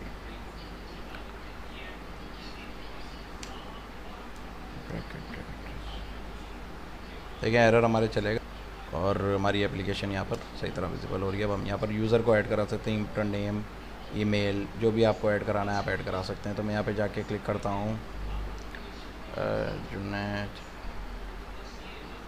फलां नेम, ईमेल है गई मेरी universal@outlook.com, फ़ोन नंबर मैं ऐड कर देता हूँ 123456। यहाँ पर मैंने वेबसाइट का नाम दे दिया वेबसाइट। मैं यहाँ पर ऐड यूज़र करता हूँ टक, तो देखें यहाँ पर मेरा ऐड यूज़र ऐड हो चुका है। यहाँ पर आपके पास स्क्रीन पे विजिबल है कि जो मैंने डेटा ऐड किया है वो यहाँ पर ऐड मेरा डेटा हो चुका है, राइट। आपको स्क्रीन पे नज़र आ रहा होगा। अब हमने यहाँ पर जो है वो यूज़र्स को जो है ऐड यूज़र्स कर लिया। अब हमने यहाँ पर क्या करना होगा कि एक और कंपोनेंट क्रिएट करते हैं हम न्यू फाइल के नाम से, जिसका नाम रखते हैं हम एडिट यूज़र। ठीक है, .js। एडिट यूज़र में हमने वही इंपोर्ट रिएक्ट करवाना होगा और यहाँ पर हम कर देते हैं रिएक्ट और यहाँ पर हम ऐड करा देते हैं रिएक्ट। ठीक हो गया, फ्रॉम रिएक्ट, राइट। यहाँ पर हम करते हैं कांस्टेंट का नाम रखते हैं एडिट यूज़र। यहाँ पर हम ऐड कराते हैं return export default edit user और यहाँ पर हम ऐड करा देते हैं एडिट यूज़र के लिए इस पे हम सिंपल डिव ऐड करा देते हैं फ़िलहाल के लिए, आपको समझाने के लिए मैं यहाँ पे कर देता हूँ एडिट यूज़र, ताकि यूज़र ओपन करे तो यहाँ पे लिखा हुआ है यूज़र। ठीक है, यहाँ पर हमारे पास ये एक्सपोर्ट हो चुका है और अब हमने इसको क्या करना है, जो भी हमारे पास सिंपल इसको हम नैव बार के अंदर लिंक करवा देते हैं इस यूज़र को। पहले हमें क्या करना पड़ेगा, app.js में जाके इसका राउट क्रिएट कर लेते हैं पहले। तो यहाँ पर ये सेम आ रहा है, इसको कॉपी कर लिया, यहाँ पर यूज़र एडिट कर लेते हैं और इस जगह पर हम लिख देते हैं यूज़र एडिट यूज़र और इसको कॉपी कर लिया हमने और इस पे जो है हम ऐड यूज़र की जगह पे कर देते हैं कंपोनेंट पे एडिट यूज़र। ठीक है, यहाँ पे यूज़र्स में आने के बाद हम यहाँ पे करते हैं एडिट यूज़र। ठीक हो गया। फॉर एग्ज़ाम्पल है कि हमारे पास जो नैव बार है, नैव बार के अंदर जाने के बाद यहाँ पर सिंपल जो हमारा नैव बार है, नैव बार था और हमारे पास जो डेटा आ रहा था वो home.js पे आ रहा था। तो home.js पे एडिट यहाँ पे लिखा हुआ आ रहा है आपके सामने। इस पे मैं यहाँ पे 2 करके जो व्यू की जगह पे जो है हम यहाँ पर एडिट करके कर देते हैं 2 करने के बाद हम यहाँ पे पाथ सेट करवा देते हैं। पाथ पे हमारे पास जो है वो एडिट यूज़र था, यूज़र एडिट। ठीक हो गया। जैसे यूज़र इस पर क्लिक करेगा तो वो एडिट यूज़र की तरफ मूव हो जाएगा। तो यहाँ पर आने के बाद मैं किसी भी लिंक पे क्लिक करता हूँ, फॉर एग्जांपल मैंने इस पर क्लिक किया तो देखें यहाँ पर आप एडिट यूज़र की तरफ आ गए हैं, राइट। अब हमने क्या करना है, एडिट यूज़र के अंदर जो है वो वो भी डेटा होगा हमारा, वो एडिट यूज़र के थ्रू जो होगा। तो मैं सिंपल यहाँ पर क्या करता हूँ, जो भी हमारे पास एडिट यूज़र है, यहाँ से मैं चला जाता हूँ एडिट यूज़र पे, और एडिट यूज़र के अंदर यहाँ पर मैं अपना डॉम ऐड करा देता हूँ। तो यहाँ पर मैं डॉम ऐड करूँगा, कॉपी किया मैंने, पेस्ट कर देता हूँ, मैं ऑलरेडी लिखा हुआ है। तो वो एक्चुअली इशू ये है कि हमारे पास थोड़ी वीडियो थोड़ी लेंथ में ज़्यादा हो गई है, तो हम यहाँ पर मैं डॉम को ऐड कर देता हूँ। ठीक हो गया। अब यहाँ पर वही इश्यूज़ आ रहे हैं हमारे पास जैसे लास्ट टाइम आ रहे थे। एडिट यूज़र, अपडेट यूज़र का एक बटन हमने ऐड करवा दिया है, और यहाँ पर हम देख सकते हैं कि हमारा जो है ना काफ़ी चीज़ें हैं जो हमने ऐड नहीं की, ऑन सबमिट इवेंट वगैरह सारी चीज़ें ऐड नहीं की, राइट। तो मैं इसको थोड़ा सा जल्दी कर रहा हूँ, तो मैं यहाँ पे आपको इंपोर्ट भी करके दिखा देता हूँ इसमें मेरे पास कौन कौन से पैकेजेस को इंपोर्ट कराना है। यहाँ पर मैं दो चीज़ें ऐड कर रहा हूँ, एक तो एक्सियोस की मैं लाइब्रेरी ऐड करा रहा हूँ, दूसरी मेरे पास यूज़ हिस्ट्री आपको मैंने बताया था कि अगर आपको किसी भी जगह पे नेविगेट होना है, पर्टिकुलर फंक्शनैलिटी डायनेमिकली अगर आपको कहीं मूव होना है तो आप यूज़ हिस्ट्री का इस्तेमाल करते हैं। और दूसरा होता है हमारे पास यूज़ पैरम्स क्यों यूज़ करते हैं हम, अगर हमारे पास जो URL होता है, फॉर एग्जांपल लेके मैं यहाँ पे दिखाता हूँ, यहाँ पे URL है, यहाँ पे आप जो आपके यूज़र की आईडी आएगी, आईडी को मुझे गेट करने के लिए मैंने यहाँ पर यूज़ पैरम्स का इस्तेमाल किया है। यूज़ पैरम्स इसलिए यूज़ होता है कि आपके जो भी URL में कोई भी डेटा है, जैसे एडिट है, यूज़र है, मुझे कोई भी चीज़ इसमें से गेट करनी है तो मैं यहाँ पे यूज़ पैरम्स का इस्तेमाल करता हूँ, राइट। तो सबसे पहले मैं यूज़ हिस्ट्री और यूज़ पैरम्स को यहाँ पे डिक्लेयर कर देता हूँ। यहाँ पर मैं जो है वो ऐड कर देता हूँ। पहले मैंने ऐड किया लेट हिस्ट्री यूज़ हिस्ट्री का मतलब है कि मुझे कोई भी जगह पे डायनेमिकली राउट करवाना है तो मैं यूज़ हिस्ट्री का इस्तेमाल करूँगा। दूसरा आईडी के अंदर क्या होगा कि मेरे पास जो भी यूज़र यहाँ पे नेविगेट होकर आएगा तो उसकी यूज़ पैरम्स के थ्रू मेरे पास आईडी गेट होकर आ जाएगी, राइट। तो मैं इसमें आईडी को गेट कर लूँगा URL से, राइट। तो वहाँ से जो भी डेटा हमारे पास यहाँ पर आ रहा होगा। उसके बाद मुझे यहाँ पर जो है वो पैरम सेट करने हैं, स्टेट सेट करनी है, तो मैं सेट स्टेट करने के लिए क्या करूँगा, यूज़ सेट स्टेट करूँगा। बट यहाँ पर यूज़ स्टेट मैंने यूज़ नहीं किया अगेन, तो मैं यहाँ पे कॉपी करके जो है वो इसको मैं रिमूव कर देता हूँ, मैं यहाँ पर वो ऐड करा लेता हूँ। तो यहाँ पे देख सकते हैं आप यूज़ स्टेट, यूज़ इफेक्ट, ये दो चीज़ें मैंने ऐड करवाई हैं रिएक्ट में, और ये जब ऐड हो जाएंगी तो उसके बाद मैं इसको इस्तेमाल में लेके आ सकता हूँ। मैं फॉर्मेट भी कर लेता हूँ इसको। तो यहाँ पे यूज़ स्टेट में मैंने वही चीज़ें ऐड की हैं, name, user name, email, phone और पास वेबसाइट, राइट। इसके बाद हमने वही डिक्लेरेटिव कंस्ट्रक्टर बनाना है जो हमने ऐड यूज़र पे हमने बनाया था, उसमें पेस्ट कर देता हूँ। यहाँ पे आप देख सकते हैं constant name, user name, email, phone number, website और यूज़र, सारी चीज़ें गेट हो गई। ऑन इनपुट चेंज के अंदर वही डिक्लेरेटिव फंक्शन बनाया है, सारी वैल्यू वही गेट कर रहा है ऑन इनपुट चेंज पे, ठीक है। अब हमारे पास ऑन सबमिट इवेंट जो है वो मिस है, ऑन सबमिट इवेंट के बारे में डिस्कस कर लेते हैं। यहाँ पर मैंने ऑन सबमिट इवेंट क्रिएट किया है। ऑन सबमिट इवेंट के अंदर मेरे पास जो है वो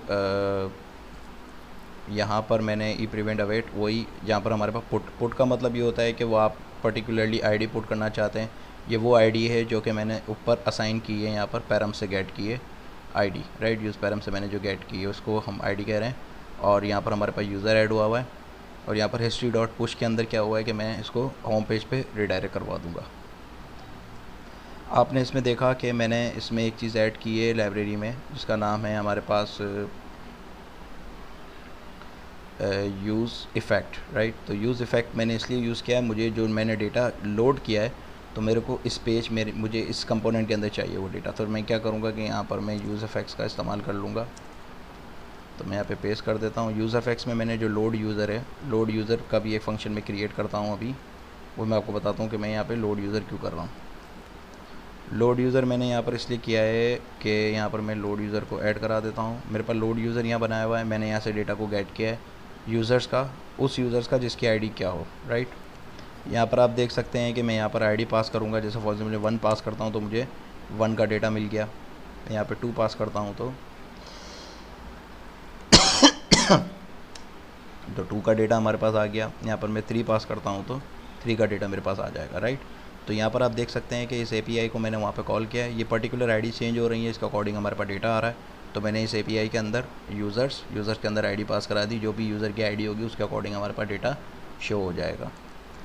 यहाँ पर आप देख सकते हैं कि मेरे पास यूज़र एडिट का फॉर्म ओपन हो चुका है। मैं होम पे चला जाता हूँ। होम पे जाने के बाद मैंने किसी भी पर्टिकुलर लिंक पे क्लिक किया एडिट पे, तो एडिट यूज़र पे आ गया, ठीक है। मैं यहाँ पे जाता हूँ फॉर एग्ज़ाम्पल ऐड यूज़र पे, तो वो ऐड यूज़र पे ले जाएगा मुझे, और मैं इसको बैक करता हूँ और मैं इस पर चला जाता हूँ एडिट पे, तो वो एडिट वाले यूज़र पे ले जाएगा मुझे। अब एडिट यूज़र पे आने के बाद मैं फॉर एग्जांपल है कि यहाँ पे डेटा हमारे पास सेट नहीं होके आ रहा, राइट। तो अब हमने चेक करना है कि इसमें यूज़र का डेटा आ भी रहा है कि नहीं आ रहा। तो मैं सिंपल क्या कर लेता हूँ, कंसोल पे चला जाता हूँ और यहाँ पर देखें मेरे पास बहुत सारे एरर्स आ रहे हैं। और वो एरर्स क्या हैं ज़रा मैं चेक करता हूँ कि यूनिक की प्रॉप का एक एरर है, marks is the link required but it's value is undefined. ये कह रहा है अपने लिंक का इस्तेमाल तो किया है टू, ओके कहाँ पे, पहली तो चीज़ ये है कि मैं उसके पेज चेक कर लेता हूँ कि कौन से पेज पे, होम पेज पे undefined prop to failed warning.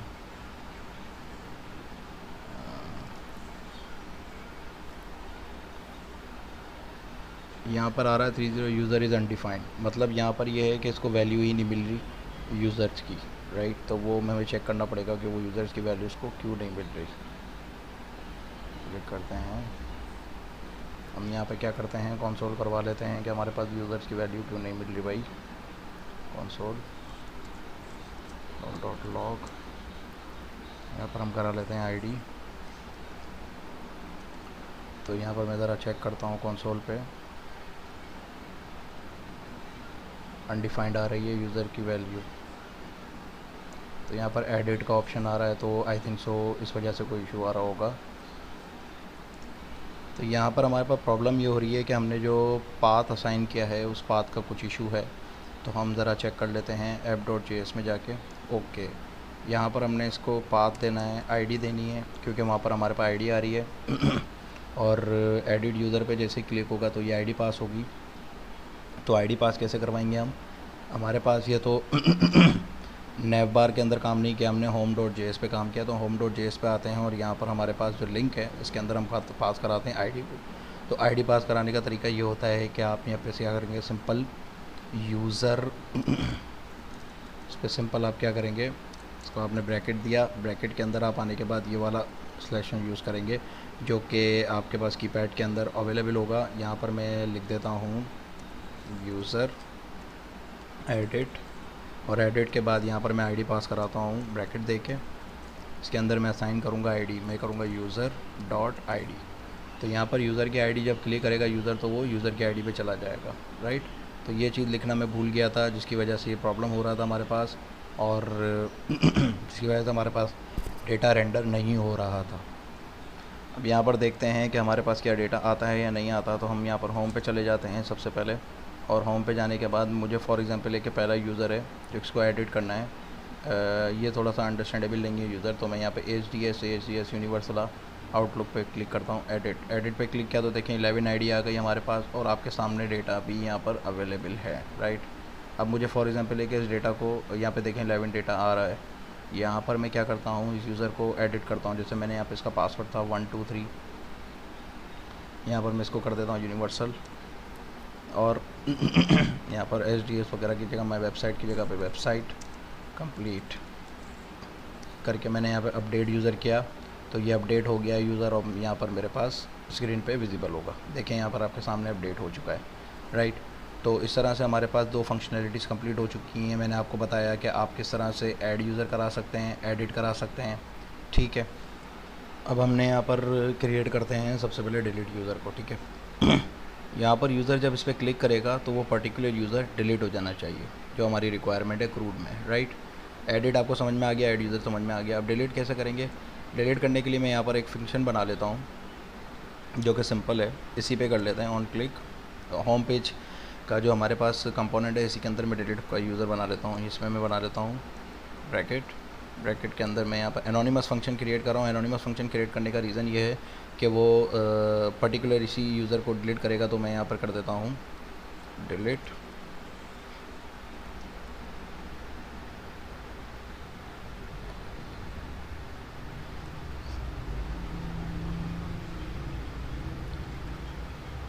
Constant function का नाम। इसके बाद यहाँ पर मैं कर देता हूँ असिंक आईडी के बाद मैं यहाँ पे पास करा देता हूँ वैल्यू, राइट। अब हमने यहाँ पे क्या करना है, वही एक्सियोस वाला मेथड है, आपको एपीआई हिट करानी पड़ेगी। यहाँ पर मैं इस एपीआई को हिट कराता हूँ अवेट एक्सियोस डिलीट, और यहाँ पर मैं इसको दे देता हूँ 1। ये हमारे पास जो यूआरएल का पाथ है वो, और यहाँ पर आईडी सेट करा दी है ये वाली, राइट।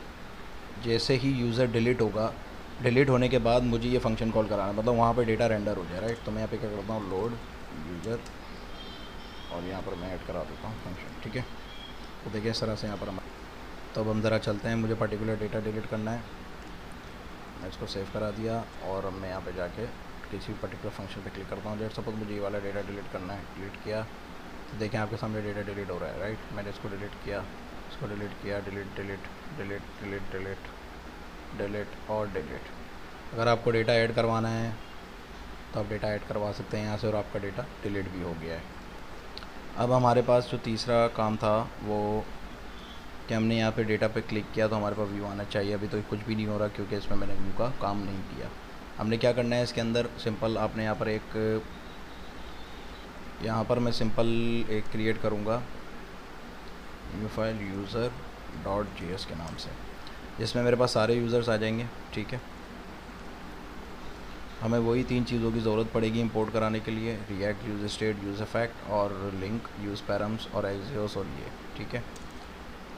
मैं यहाँ पे अपना मेथड कॉल करा लेता हूँ, constant user equal this one. यहाँ पर मैं रिटर्न करवा देता हूँ। रिटर्न के अंदर हमें पहले तो इसको एक्सपोर्ट कराना पड़ेगा, एक्सपोर्ट, और एक्सपोर्ट कराने के बाद सिंपल हमारे पास इसका राउट भी सेट करना पड़ेगा। डिफ़ॉल्ट करने के लिए हम यहाँ पर सिंपल ऐड करा देते हैं यूज़र, राइट। तो यहाँ पर मैं सबको ऐड कर देता हूँ। ऐड कराने के लिए मैं यहाँ पे जाता हूँ, ये मेरे पास डॉम मैंने ऐड करा दिया बैक टू होम पे। इसका मतलब ये है कि वो होम की तरफ मूव हो जाएगा। और यूज़र आईडी मेरी कहाँ से गेट होगी मैं आपको बताता हूँ। इसके लिए मुझे पैरामीटर सेट करने पड़ेंगे। और वही बात है कि जो मुझे डेटा दिखाना है मैंने अनऑर्डर लिस्ट के अंदर जो है वो डेटा का सेट बना दिया, और वो डेटा हमारे पास यहाँ पर विजिबल हो जाएगा। User name and email, phone and website, right. तो अब हमने इसको क्या करना है, इसको सिंपल हमने क्या करना होगा कि यहाँ पर सबसे पहले हम इसके स्टेट सेट कर दें। यहाँ पर हमने बना दी सेट यूज़र स्टेट। उसके बाद हम यहाँ पर ऐड करते हैं कांस्टेंट, इसमें मैं आईडी पास करा देता हूँ इक्वल टू यूज़ पैरम्स, ठीक है। यूज़र का डेटा यहाँ से गेट हो जाएगा आपके पास, और अगर मुझे डेटा चाहिए तो मैं यहाँ से डेटा गेट करूँगा लोड यूज़र से। अब लोड यूज़र क्या है, वही मैंने आपको बताया था फंक्शन जिसमें हमारे पास सारा डेटा सेट हो रहा होगा। कांस्टेंट यहाँ पर आ रहा है API, यहाँ पर मैं कर देता हूँ यूज़र्स आईडी और सेट यूज़र दिस। तो ये रेस्पॉन्स आ रहा है हमारे पास, इसमें डेटा आ रहा है हमारे पास, और इसके अंदर जो है वो आईडी पास करा दी हमने, वो वाली जो पैरामीटर्स के थ्रू आ रही है। और इस यूज़र पे जब हिट होगा तो वो कौन सा URL अप्लाई होगा, तो हमें इस पर्टिकुलर URL पे आना है। तो हम क्या करेंगे, पहले हम होम पे चले जाते हैं, जो कि हमारे पास होम का जो पेज है उसमें हमारे पास इस तरह से देखें आपके सामने जो है वो एडिट का भी हमने बनाया था इसी तरह से। इसको मैं थोड़ा सा स्पेस दे देता हूँ ताकि समझ में आए आप लोगों को। और यहाँ पर मैं दे देता हूँ एक और 2, और 2 के बाद मैं असाइन करा देता हूँ यहाँ पे। वही इसी तरह से स्ट्रेटजी आई है हमारे पास। यहाँ पर कर देता हूँ यूज़र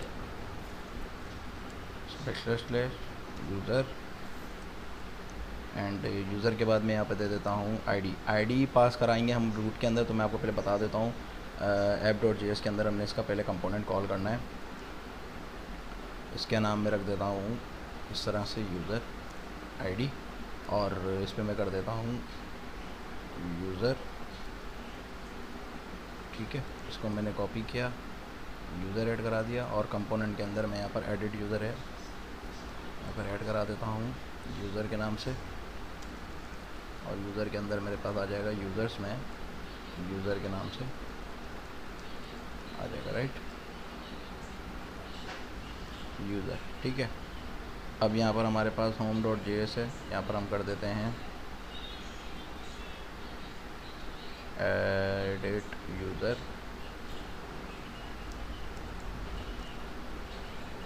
यूज़र.id, सही हो गया। यहाँ पर जैसे यूज़र क्लिक करेगा तो इसकी आईडी गेट हो जाएगी यूज़र की, और उस URL पे चला जाएगा। देन उसके बाद हमारे पास जो user.js है उस पर आने के बाद हमारा डेटा सेट हो जाएगा, राइट।